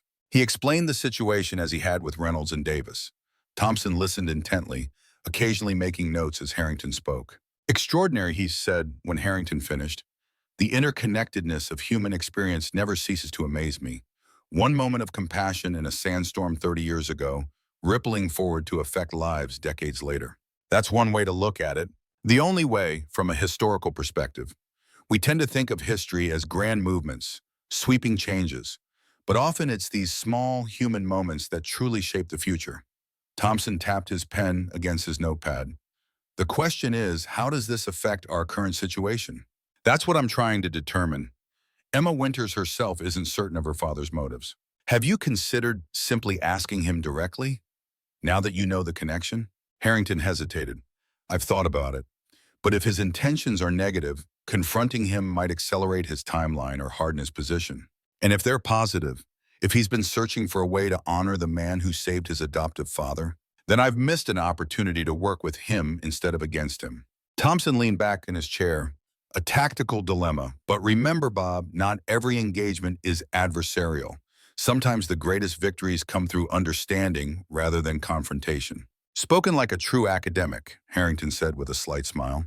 Guilty as charged, but also a former gunner who watched you make the decision to help those Iraqi tankers instead of finishing them off. That wasn't in the tactical manual either. No, it wasn't. Yet here we are, 3 decades later, still feeling the effects of that choice. Harrington nodded slowly. I need to think about this, process the implications. Of course. Meanwhile, I'll continue with the historical content. The first oral history videos are already edited and ready for integration with the environmental systems. Good work. Keep me updated. Harrington left the library, his mind churning with conflicting thoughts. Thompson had raised a valid point. Direct engagement with Winters might be the most effective approach, now that he understood the connection between them. But the timing would be crucial. He decided to wait until they had made more progress with the exhibit, until they had something concrete to show Winters, something that might help clarify the Colonel's own feelings about the museum and its significance. For now, the mission continued. The clock was ticking, and regardless of Winters' personal connection to Harrington, the Pentagon's review process would proceed on schedule. They needed to be ready. The rest of the day passed in a blur of activity. Harrington moved between the various teams, checking progress, solving problems, keeping everyone focused on the tight deadline ahead. By evening, the museum had emptied of visitors, but the work continued in the maintenance bay and research library. Harrington found himself alone in the main exhibition hall as closing time approached. The overhead lights had dimmed automatically, leaving the tanks as hulking shadows in the semi-darkness. He walked slowly between them, touching each one as he passed, a ritual of connection to the machines and the men who had fought in them. When he reached the Abrams display, he paused, remembering the sandstorm, the Iraqi T-72, the injured colonel trapped inside. One decision, made in a moment, a life saved, a family preserved, albeit transformed by war and displacement. And now, 3 decades later, the ripples of that decision still spreading outward, affecting lives in ways he never could have anticipated. They told me I'd find you here, a voice said from behind him. Harrington turned to see Colonel James Winters standing at the edge of the hall, his figure partially in shadow. The colonel approached slowly, his footsteps echoing in the empty space. I often stay after closing, Harrington said. It's peaceful, gives me time to think. Winters nodded, coming to stand beside him before the Abrams. I spoke with my daughter this afternoon. She told me about your conversation. Harrington tensed slightly. I hope you understand her motives were constructive. I do. Emma has always been direct, honest to a fault, like her mother. Winters studied the tank before them, and like her biological father. Colonel Nazari. Yes. Winters turns to face Harrington fully. The man whose life you saved on February 26, 1991, near Phase Line Bullet during a sandstorm. I didn't know if he had survived, not until today. He lived for 15 more years, lost both legs below the knee, suffered chronic pain from burns and internal injuries. But he lived. Winter's voice held no accusation, only a statement of facts. Enough time to see his daughter grow up, to meet his wife again after years of separation, to build something resembling a life in a foreign country. "I'm glad," Harrington said simply, "that he had that time." Winters was silent for a moment. When he spoke again, his voice had changed, becoming less formal, more personal. "He told me about you, the American tank commander who helped him when his own men couldn't free him from the hatch, who called for medical evacuation instead of leaving him to die in the desert. I did what seemed right in the moment." He said the same thing, that in war, a man's character is revealed in those momentary decisions. The choices made when there's no time to calculate advantages or consult regulations. Harrington nodded. "He sounds like he was a wise man." "He was, and a good father to me, despite our complicated beginning." Winters turned back to the tank. "He's the reason I requested this assignment, Captain Harrington. When I saw your name associated with the Patton Museum, I knew I had to come, to meet the man he spoke of so often." "And now that you have?" Winters didn't answer directly. "My adoptive father had a saying, and the true measure of a warrior is not who he kills, but who he chooses to save. He believed that your decision that day revealed something essential about American soldiers, something beyond the technology and the tactics." "What was that?" "Humanity, the capacity to see the person inside the enemy uniform, to make moral choices even in the chaos of battle." Winters traced his hand along the Abrams hull, much as Harrington had done earlier. "That's what this museum preserves, isn't it? Not just machines and weapons, but the human experience of warfare, the stories of the people inside these steel beasts." "Yes," Harrington said, feeling a surge of hope. "Exactly that." Winters nodded slowly. "My report to the Pentagon is due in 2 weeks. I'd like to see your exhibit completed before I finalize my recommendations." "You will. We'll be ready for testing within 48 hours." "Good." Winters straightened, military posture reasserting itself. "I should go. It's been a long day." As he turned to leave, Harrington called after him. "Colonel, thank you for telling me about your father, about Nazari." Winters paused. "He would have wanted you to know that your choice mattered, that it had consequences beyond that day in the desert." A ghost of a smile crossed his face, including a very determined daughter who followed her grandfather into the tank corps before transferring to intelligence. Emma was a tanker? First female tank commander in her battalion, top of her class at armor school. Pride was evident in Winter's voice. She switched to MI later for career advancement, but she's a tanker at heart. Nazari's legacy. With that, he departed, leaving Harrington alone in the dimly lit hall, surrounded by the silent machines that had carried generations of American soldiers into battle. Machines that had shaped history, destroyed lives, saved others. Machines that were, in the end, only as good or as destructive as the humans who commanded them. The revelation changed things, but how much remained uncertain. Winters had not explicitly stated his intentions regarding the museum's future. His personal connection to Harrington and Nazari might influence his recommendation in either direction. All Harrington could do was proceed with the mission, creating an experience so powerful, so authentic, that even the most determined bureaucrat would recognize its value, and hope that the son of the man whose life he had saved would see the importance of preserving this connection to their shared past. The next morning brought renewed focus and energy to the project. With just over 48 hours remaining before their planned demonstration, every team member worked with the intensity of soldiers preparing for combat. In the maintenance bay, Reynolds directed the final installation of the environmental systems.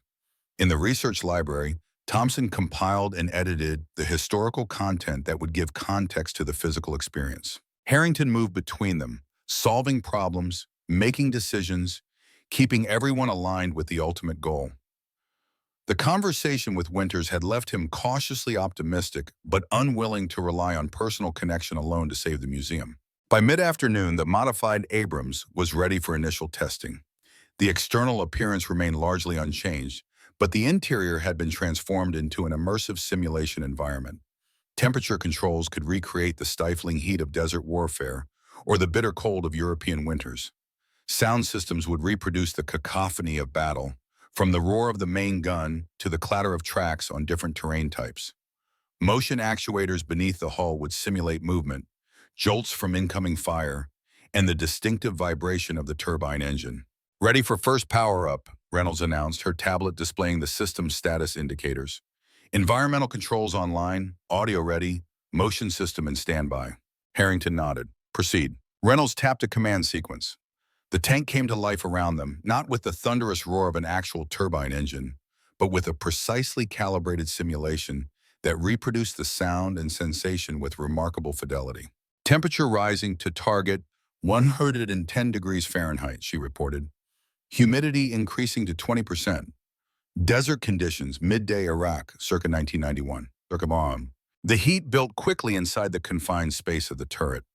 Within minutes, Harrington felt sweat beginning to form on his forehead, just as it had during actual combat operations. The familiar discomfort brought with it a flood of sensory memories. The smell of hot metal and electrical components, the constant background noise of the engine and communications equipment, the subtle vibration that traveled through every surface. Initiating movement simulation, Reynolds continued, rough terrain profile, 25 miles per hour. The tank began to shake beneath them, the motion actuators creating the distinctive rhythm of an Abrams traversing uneven ground. The sensation was uncannily accurate, triggering muscle memories Harrington hadn't accessed in years. His body automatically adjusted to the motion, bracing in ways that had become second nature during his time as a tank commander. Audio battle sequence initiating. The sounds of combat filled the enclosed space, the crack of incoming rounds, the thunder of the main gun firing, the chatter of machine guns, the voices of crew members calling out targets and confirmations. Thompson had compiled actual recordings from training exercises and combat operations, edited together to create a continuous, realistic soundscape. Harrington closed his eyes, allowing the sensory input to transport him back to Desert Storm. The simulation was remarkably effective, engaging not just intellectual memory, but physical and emotional responses as well. Demonstration scenario loading, Mr. Reynolds said, this is the sandstorm sequence based on the engagement at phase line bullet. Harrington's eyes snapped open. You used that specific battle? Reynolds nodded. Thompson suggested it, said it had particular historical significance for our narrative. Before Harrington could respond, the simulation shifted. The sounds changed to reflect the howling wind of a desert storm. The temperature remained high, but the humidity dropped further. The motion simulation adjusted to reflect a vehicle in stationary position, engine idling, occasional small adjustments to maintain stability. On the screens, mounted where vision blocks would normally be, Thompson's visual content appeared. Actual footage from Desert Storm sandstorms, combined with recreated tank sites, showing thermal images of approaching enemy vehicles. The effect was startlingly realistic. Target identified T-72, range 1,800 meters, came a recorded voice through the communication system, so similar to Wilson's actual words that day that Harrington felt a chill despite the heat. Beginning engagement sequence, Reynolds narrated as the simulation continued. The main gun fired, the motion system perfectly recreating the recoil sensation. On the screens, a T-72 erupted in simulated flames. Harrington watched, mesmerized, as the recreation of his own battle unfolded around him. The sequence continued through the engagement, showing the American tanks methodically destroying the Iraqi formation. And then, near the end, came the moment, a damaged T-72, smoke pouring from its engine compartment, crew members attempting to extract their commander from the hatch. The simulation froze on that image. This is where visitors would make a choice, Reynolds explained. Continue with standard protocol and destroy the disabled enemy vehicle, or attempt to save the crew. Thompson's historical narrative explains the actual outcome and its significance. Harrington stared at the frozen image, his mind superimposing the real memory over the simulation. The actual moment had been more chaotic, more fraught with tension and uncertainty, but the essence was captured with surprising accuracy. It's very effective, he said finally. Reynolds studied him with concern. Too effective? We can use a different scenario if this one is too personal. Harrington shook his head.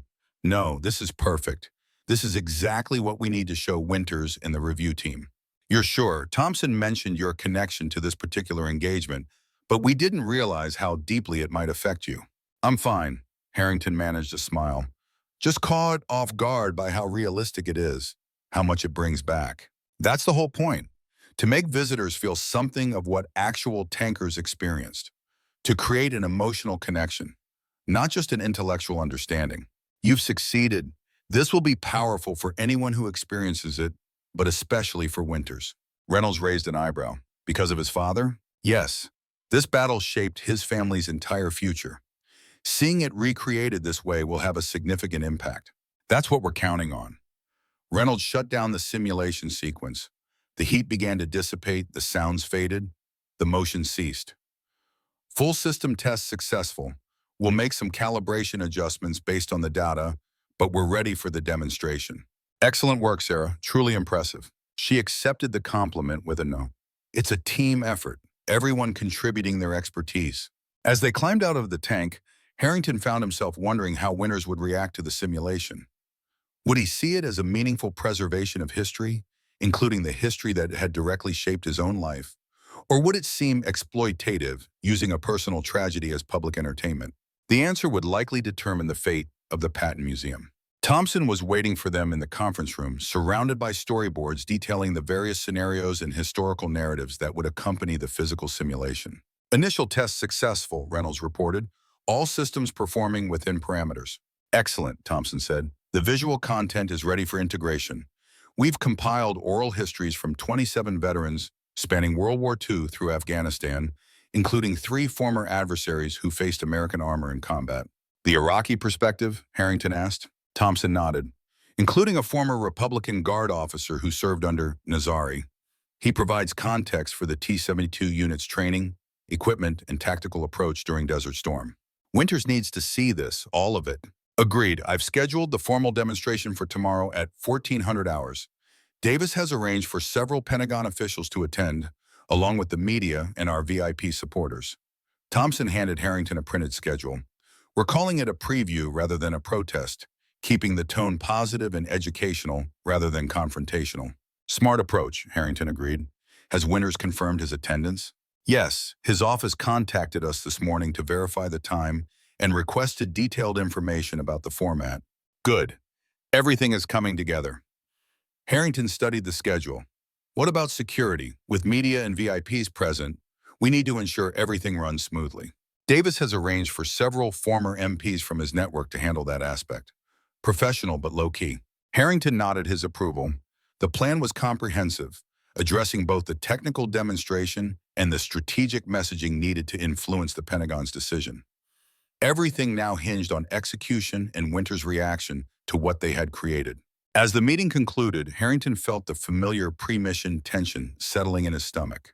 Years of military service had conditioned him to recognize the feeling, the calm focus that preceded decisive action. Tomorrow would determine the future of the Patton Museum and, in a small but significant way, the preservation of American armored history. The stakes were personal now, not just professional. A connection spanning decades and crossing enemy lines had created an unexpected bond between Harrington and Winters. Whether that bond would help save the museum or accelerate its transformation remained to be seen. What was certain was that the simulation they had created would force Winters to confront not just budget calculations and institutional priorities, but the human reality of the history they were fighting to preserve, including his own family's place within that history. Harrington left the conference room and made his way back to the main exhibition hall. The museum was quiet now, closed to visitors as they prepared for tomorrow's demonstration. The tanks stood in silent formation, their steel forms illuminated by security lighting. He moved among them, touching each one briefly, a soldier's acknowledgement of the machines that had carried generations of Americans into battle. Each represented countless stories, most never recorded in official histories. The terror of first combat, the camaraderie of crews who lived, fought, and sometimes died together in these cramped metal boxes. The split-second decisions that determined who survived and who didn't. That was what they were really fighting to preserve. Not just the physical artifacts, but the human experience they represented. The connection between past and present, between those who had served and those who might serve in the future. Tomorrow would show whether Colonel James Winters, son of an Iraqi tank commander saved by an American enemy, could recognize that value beyond the calculations of budget efficiency. Harrington paused before the Abrams display, placing both hands on its armored flank. "One more battle, old friend," he murmured. "One more time into the breach." Dawn broke over Fort Knox with a clarity that seemed significant to Harrington as he drove toward the Patton Museum. The morning air was crisp, the sky transitioning from purple to gold as the sun crested the horizon. A good omen, perhaps, for the day that would determine the museum's fate. He arrived before anyone else, using his volunteer badge to enter through a side entrance. The building was silent, the Great Hall of Armor exhibit still cloaked in shadow.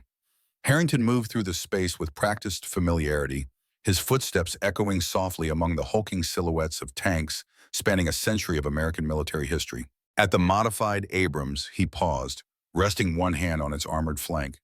The machine represented not just his own combat experience, but a continuation of the armored tradition stretching back to the earliest days of mechanized warfare. Each vehicle in this hall carried similar significance, thousands of individual stories, victories and defeats, lives saved and lost. Quite the collection, a voice said from behind him. Harrington turned to find Emma Winters standing at the entrance to the hall, her uniform exchanged for civilian clothes, a simple blazer over jeans. The transition made her look younger, less the military officer and more the daughter seeking understanding. "Major Winters," Harrington greeted her. "I didn't expect to see you this early." "Just Emma today," she replied, approaching. "I'm not here in an official capacity."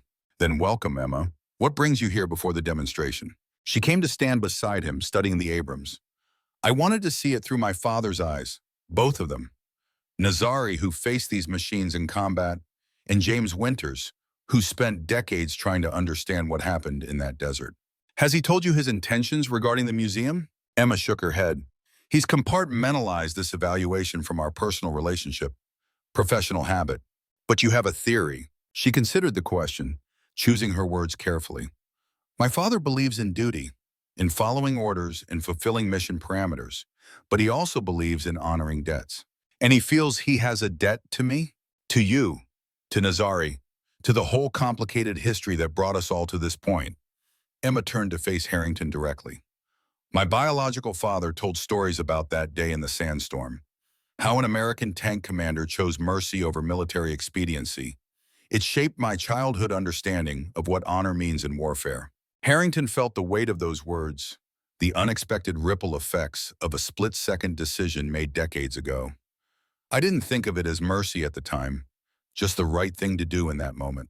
"That's what makes it significant," Emma said simply, the instinctive choice revealing character under pressure. They stood in silence for a moment, the growing daylight gradually illuminating the hall around them. "The demonstration today," Emma finally said, "it includes a recreation of that battle?" "Yes, Thompson and Reynolds designed it as one of the central scenarios.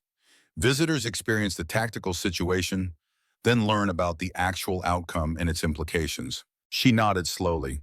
"My father will find that powerful, perhaps uncomfortable, but necessary. That's what we're hoping for, to move beyond spreadsheets and budget projections to the human reality of what we're preserving." "I should go before he arrives," Emma said. "But Captain Harrington," she hesitated, then continued, "thank you, not just for today, but for what you did 30 years ago. Without that moment of humanity, I might never have known my father at all."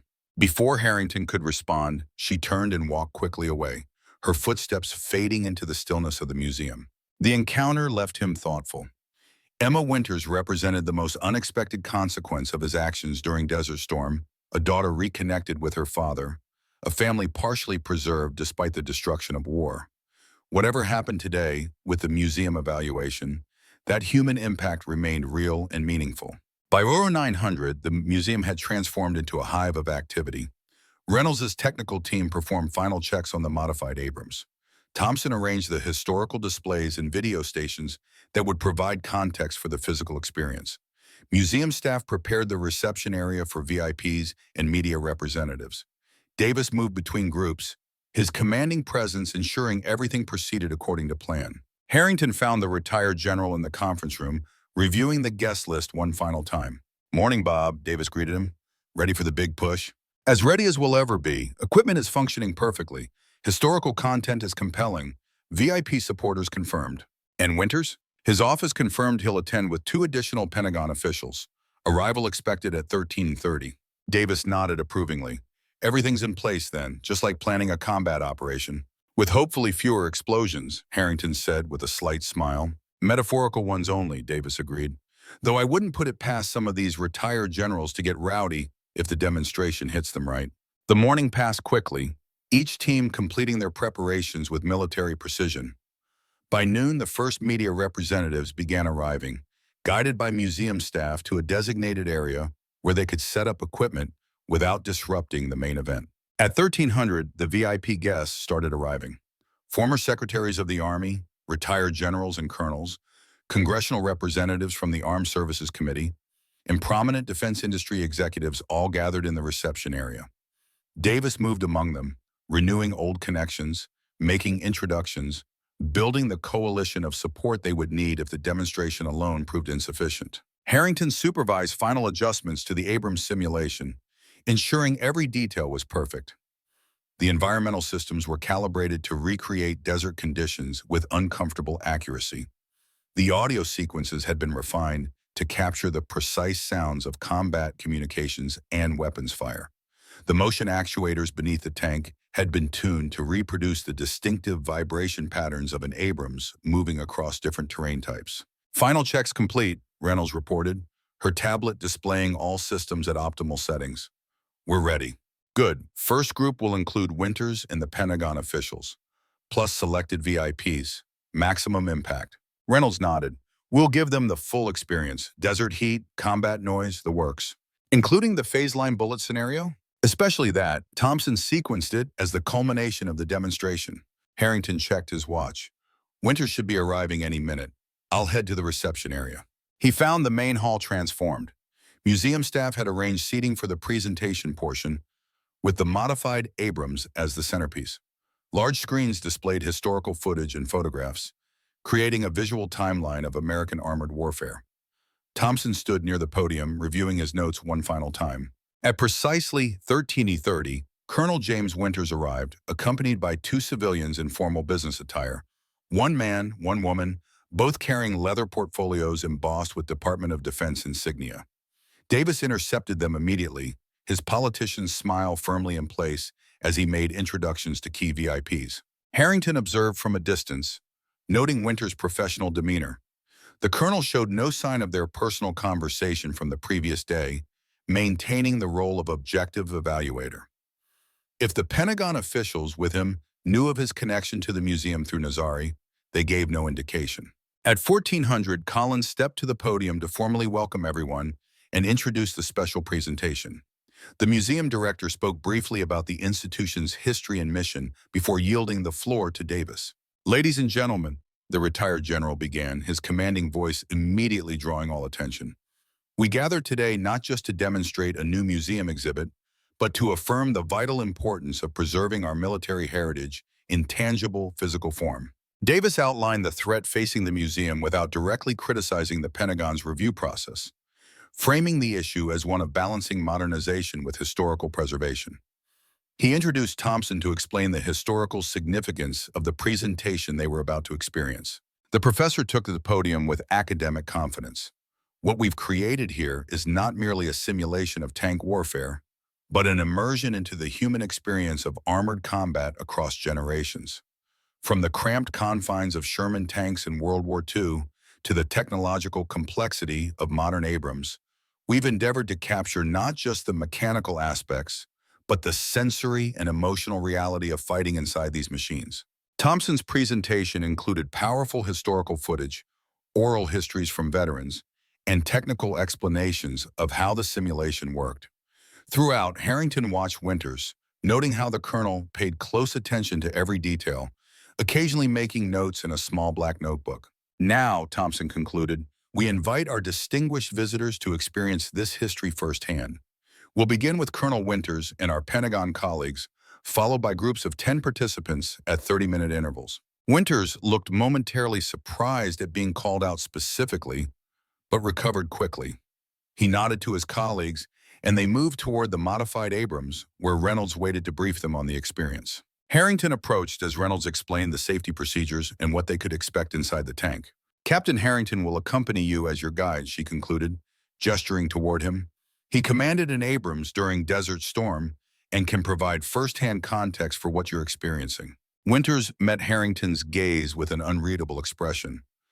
"We appreciate the personal touch," he said formally. The five of them, Harrington, Winters, and the three Pentagon officials, climbed into the modified tank. Reynolds had reconfigured the interior to accommodate visitors while maintaining the authentic confined space of an actual combat vehicle. Harrington took the commander's position automatically, while Winters settled into the gunner's station. The woman from the Pentagon evaluation team occupied the loader's position, while her male colleague and the third official took positions normally filled by the driver and communications specialist. "We'll begin with standard operating conditions," Harrington explained once everyone was settled. "Temperature, sound, and motion approximating normal travel in desert terrain. Then we'll transition to combat scenarios from different eras and theaters." He nodded to Reynolds, who stood at the external control station. She initiated the simulation sequence with a tap on her tablet. The interior of the tank came alive around them. The temperature began to rise, quickly reaching the uncomfortable heat of desert operations. The sound system reproduced the constant background noise of the turbine engine, track movement, and internal communications. The motion actuators created the distinctive vibration and jolting of a 60-ton vehicle moving across uneven terrain. "This is the baseline experience for Abrams crews in Iraq and Afghanistan," Harrington explained. "Notice the confined space, the difficulty communicating without headsets, the limited visibility through vision blocks." He guided them through the control systems, explaining how each crew member's responsibilities integrated into coordinated action. The Pentagon officials seemed impressed by the technical accuracy, occasionally making notes. "Now we'll transition to a combat scenario," Harrington continued. "Operation Desert Storm, February 1991. The simulation shifted, the temperature increased further. The sounds intensified to include distant explosions, radio chatter, and the distinctive whine of the turret rotation system. On the screens that replaced the normal vision blocks, Thompson's team had recreated the visual experience of peering through thermal sights during a sandstorm, the Iraqi vehicles appearing as ghostly heat signatures against the cooler desert background. "Visibility was near zero in conventional terms," Harrington explained, "but our thermal imaging gave us a decisive advantage. We could see the Iraqi T-72s clearly while they were effectively fighting blind." The scenario progressed through the initial contact, the identification of enemy vehicles, and the commencement of engagement. When the simulation recreated the massive recoil and thunderous sound of the main gun firing, the female Pentagon official visibly flinched. 120mm smoothbore cannon," Harrington explained, "firing a depleted uranium penetrator round capable of piercing the frontal armor of any Iraqi tank at ranges up to 3,000 meters. The simulation continued through the systematic destruction of the Iraqi formation, recreating the methodical, almost clinical nature of modern armored combat." Harrington narrated throughout, explaining tactical decisions, crew coordination, and the technological advantages that had made the engagement so one-sided. Finally, they reached the critical moment, the damaged T-72 with crew members attempting to extract their injured commander. The simulation froze on that image, just as it had during the test run. "This represents a decision point," Harrington said, his voice deliberately neutral. "Standard doctrine called for destroying all disabled enemy vehicles to prevent their recovery and potential return to combat.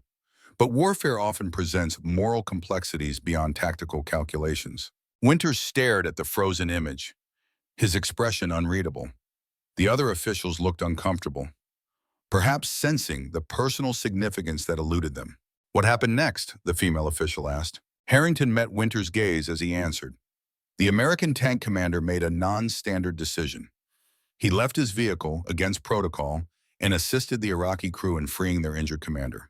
He called for medical evacuation and reported them as prisoners of war rather than continuing the engagement. "Why?" the male official asked. "What tactical advantage did that provide?" "None," Harrington said simply. "It was a human decision, not a tactical one." The commander recognized that the military objective had been achieved. The enemy tanks were destroyed or disabled.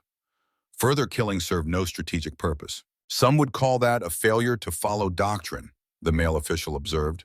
"Others might call it the highest expression of American military values," Winters said quietly, speaking for the first time since the simulation began. "Victory with honor, force applied with moral purpose, not for its own sake." The others looked at him with surprise. Winters continued, his voice gaining strength. "The Iraqi officer survived.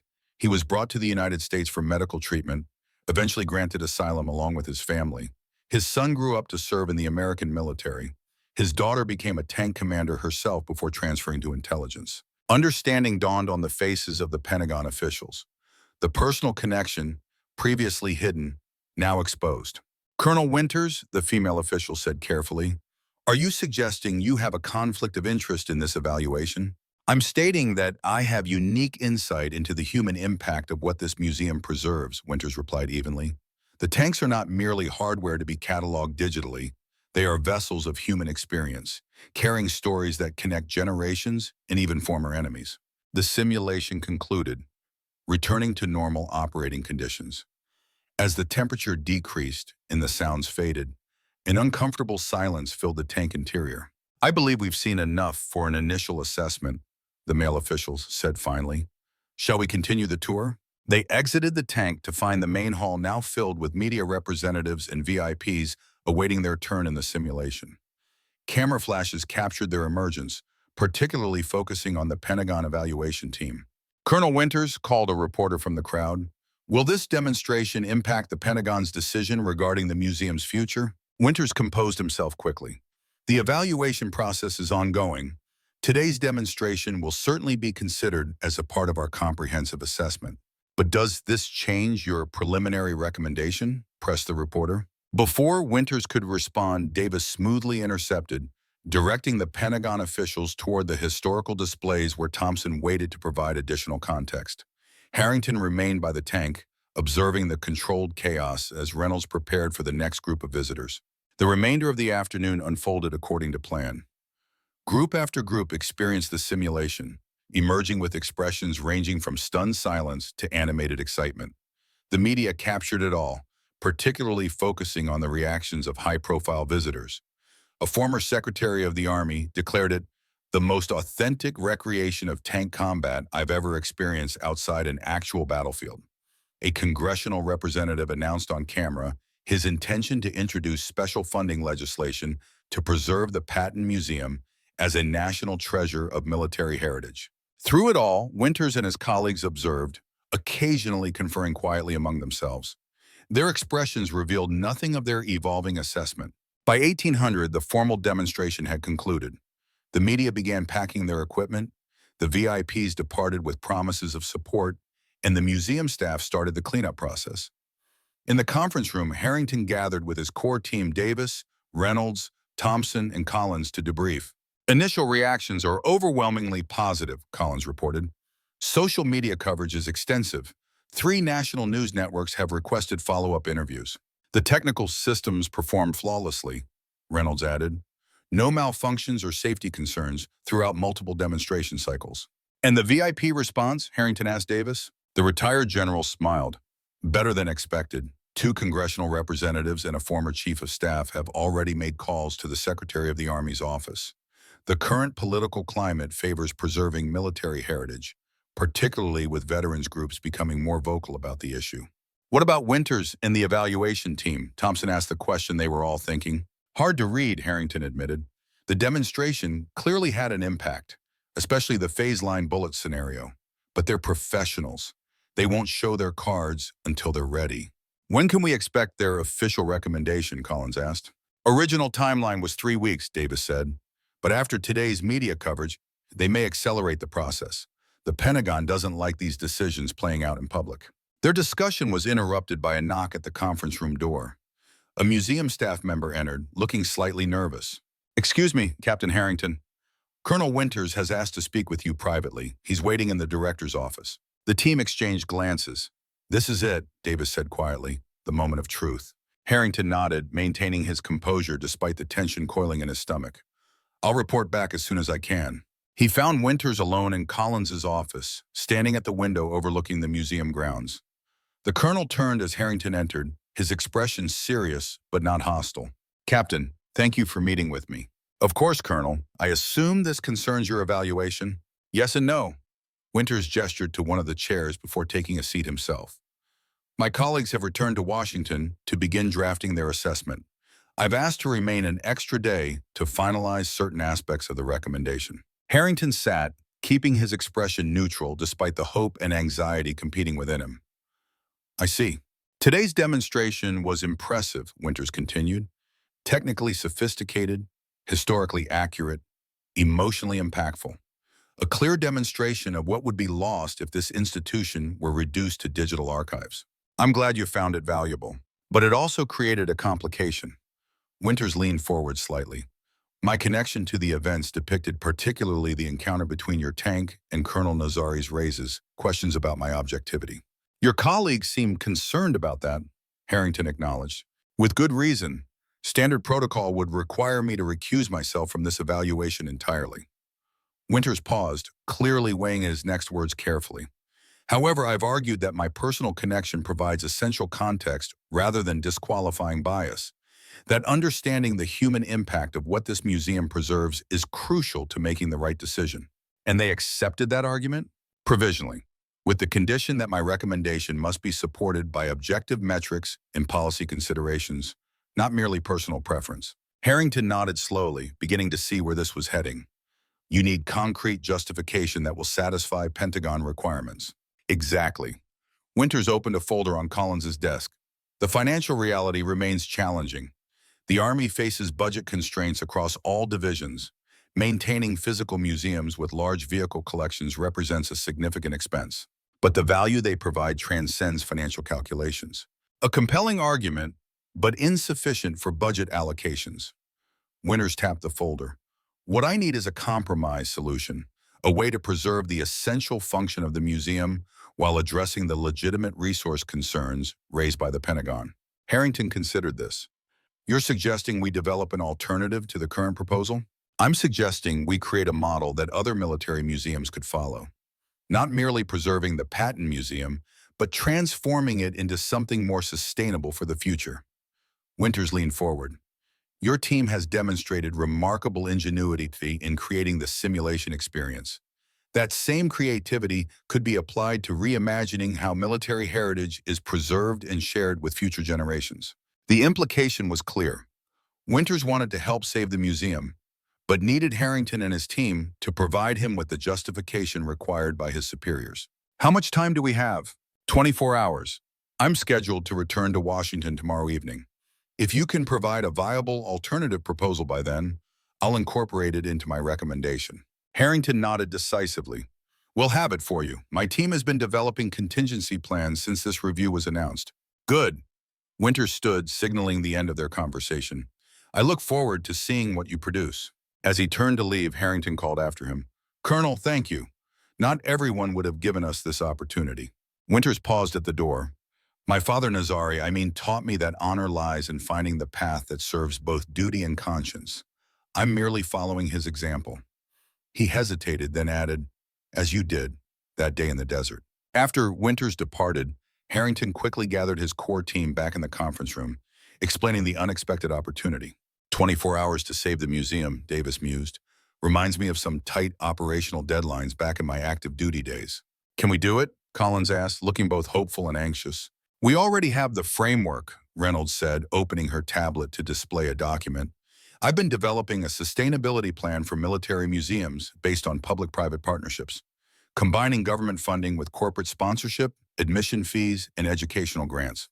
And I've drafted a proposal for integrating digital archives with physical exhibits, Thompson added, not replacing vehicles with virtual reality, but enhancing the visitor experience through layered information access. Harrington felt a surge of pride in his team's foresight.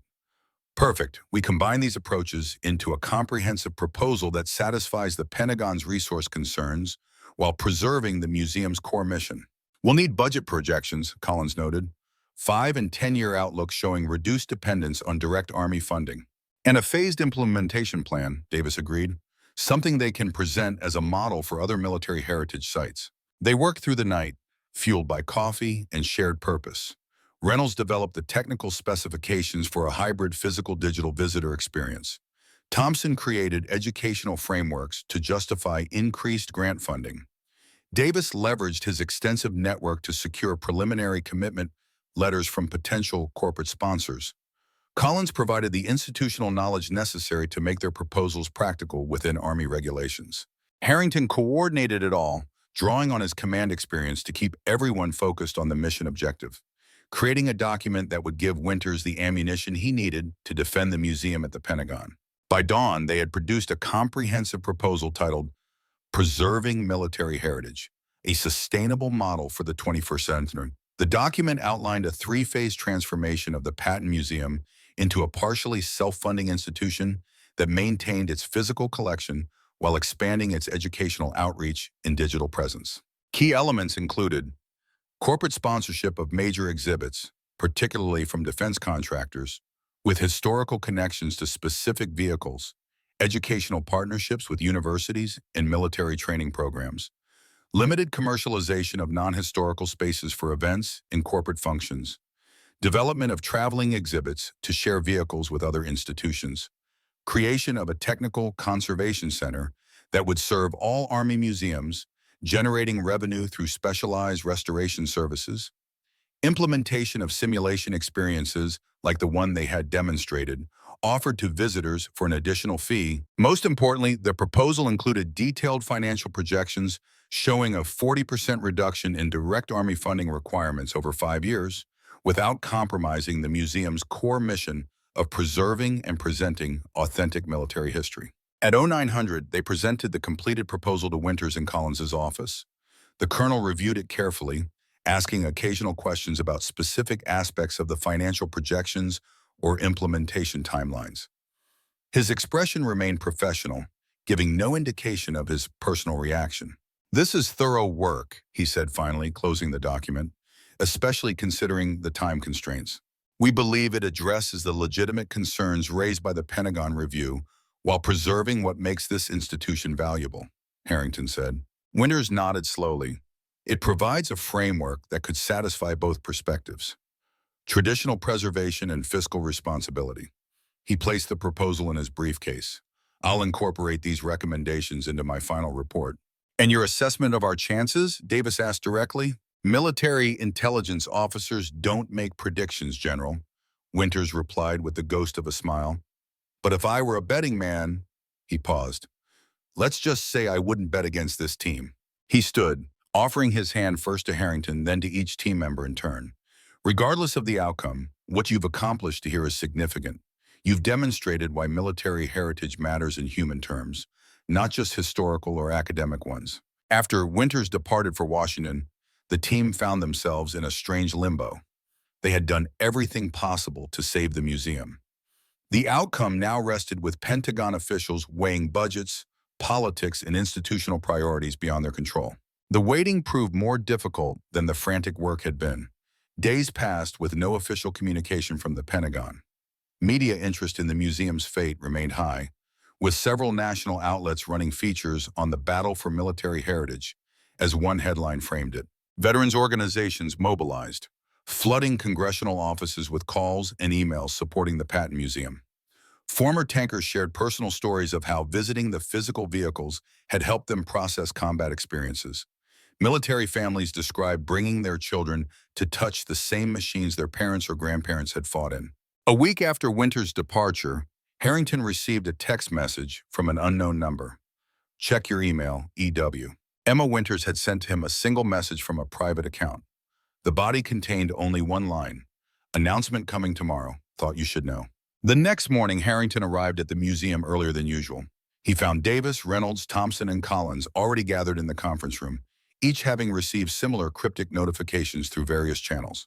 "My Pentagon contact says the Secretary of the Army is making a personal announcement at 1,000, Davis reported. "That level of involvement suggests a significant decision." "Good or bad?" Reynolds asked the question they were all thinking. "Could be either," Davis admitted. "Making it public and high profile works either way, creating a positive media moment for preserving military heritage, or demonstrating fiscal responsibility by making tough choices about resource allocation." "We've done everything possible," Harrington reminded them. "Now we wait." At precisely 1,000, Collins activated the large screen in the conference room, connecting to the Pentagon's live media feed. The Secretary of the Army appeared at a podium, flanked by several officers and civilian officials. Colonel Winters stood among them, his expression professionally neutral. "Good morning," the Secretary began. "Today I'm announcing the results of our comprehensive review of Army heritage institutions, specifically the future of the General George Patton Armored Museum at Fort Knox, Kentucky. The team tensed collectively, bracing for the decision. After careful consideration of all factors, including resource requirements, educational value, and the preservation of military heritage, I am pleased to announce the implementation of an innovative new model for sustaining this vital institution. Relief surged through the room as the secretary continued, outlining a plan that incorporated the core elements of their proposal. The Patton Museum would remain open with its physical collection intact, but would transition to a partially self-funding model through corporate partnerships, educational grants, and expanded visitor experiences. This approach represents the future of military heritage preservation, the secretary concluded, honoring our past while adapting to present realities. I want to specifically acknowledge the team at Fort Knox whose demonstration of innovative thinking helped shape this decision. As the announcement concluded, the team erupted in celebration. Davis clapped Harrington on the shoulder with enough force to stagger a smaller man. Reynolds, normally reserved, accepted hugs from Thompson and Collins. The museum staff, watching from the doorway, broke into spontaneous applause. "We did it," Collins said, his voice thick with emotion. "The museum is saved."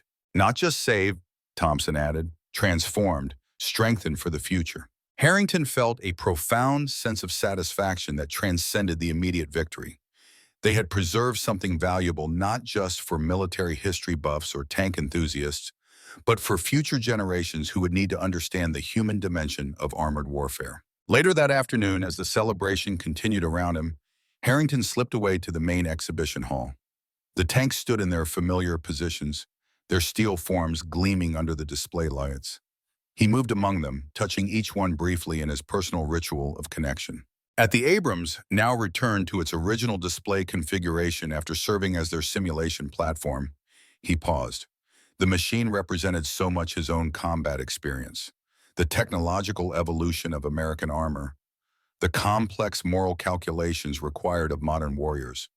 But most unexpectedly, it now represented a connection across enemy lines, a moment of humanity that had rippled forward through decades, ultimately helping to save the very institution where that story would be preserved. His phone vibrated with a message from an unknown number. "Thank you for everything, JW." No further explanation was needed. Winters had fulfilled his duty while honoring the debt he felt to the man who had saved his adoptive father. The two obligations, potentially in conflict, had instead found harmony in the solution they had crafted together. Harrington sent a simple reply. The honor was mine. He remained in the exhibition hall as closing time approached, watching as the last visitors of the day moved among the displays. A grandfather pointed out features of a Sherman tank to his wide-eyed grandson. A group of ROTC cadets listened attentively as their instructor explained the tactical evolution from Pershing to Patton to Abrams. A solitary veteran in a Desert Storm cap stood silently before a Bradley fighting vehicle, lost in private memories. These were the connections they had fought to preserve. Not just metal and machinery, but the human stories they contained, the experiences they represented, the lessons they could teach if properly preserved and shared. As the final announcement came over the PA system, Harrington took one last look around the hall. The battle for the Patton Museum was won, its future secured, at least for now. The legacy of American armor and the men who fought in these steel beasts would continue to educate and inspire future generations. Outside, the setting sun painted the Kentucky sky in shades of gold and amber. Harrington paused on the steps, savoring the moment of victory and the satisfaction of a mission accomplished. Whatever challenges tomorrow might bring, today they had preserved something valuable, something worth fighting for. He thought of Winters and Nazari and all the tankers who had served in these machines across decades of conflict. Different nations, different causes, but united by the shared experience of armored warfare, its terror and technology, its camaraderie and courage. That was the true legacy of steel, not just the machines themselves, but the humanity they both protected and endangered. The stories of those who fought inside them, made decisions under pressure, lived with the consequences. Stories that would continue to be told, thanks to what they had accomplished here. Harrington smiled as he walked to his car, already thinking about tomorrow's tours, the next generation of visitors, the ongoing mission of connection and education. The battle was won, but the larger purpose continued. Just as it should be.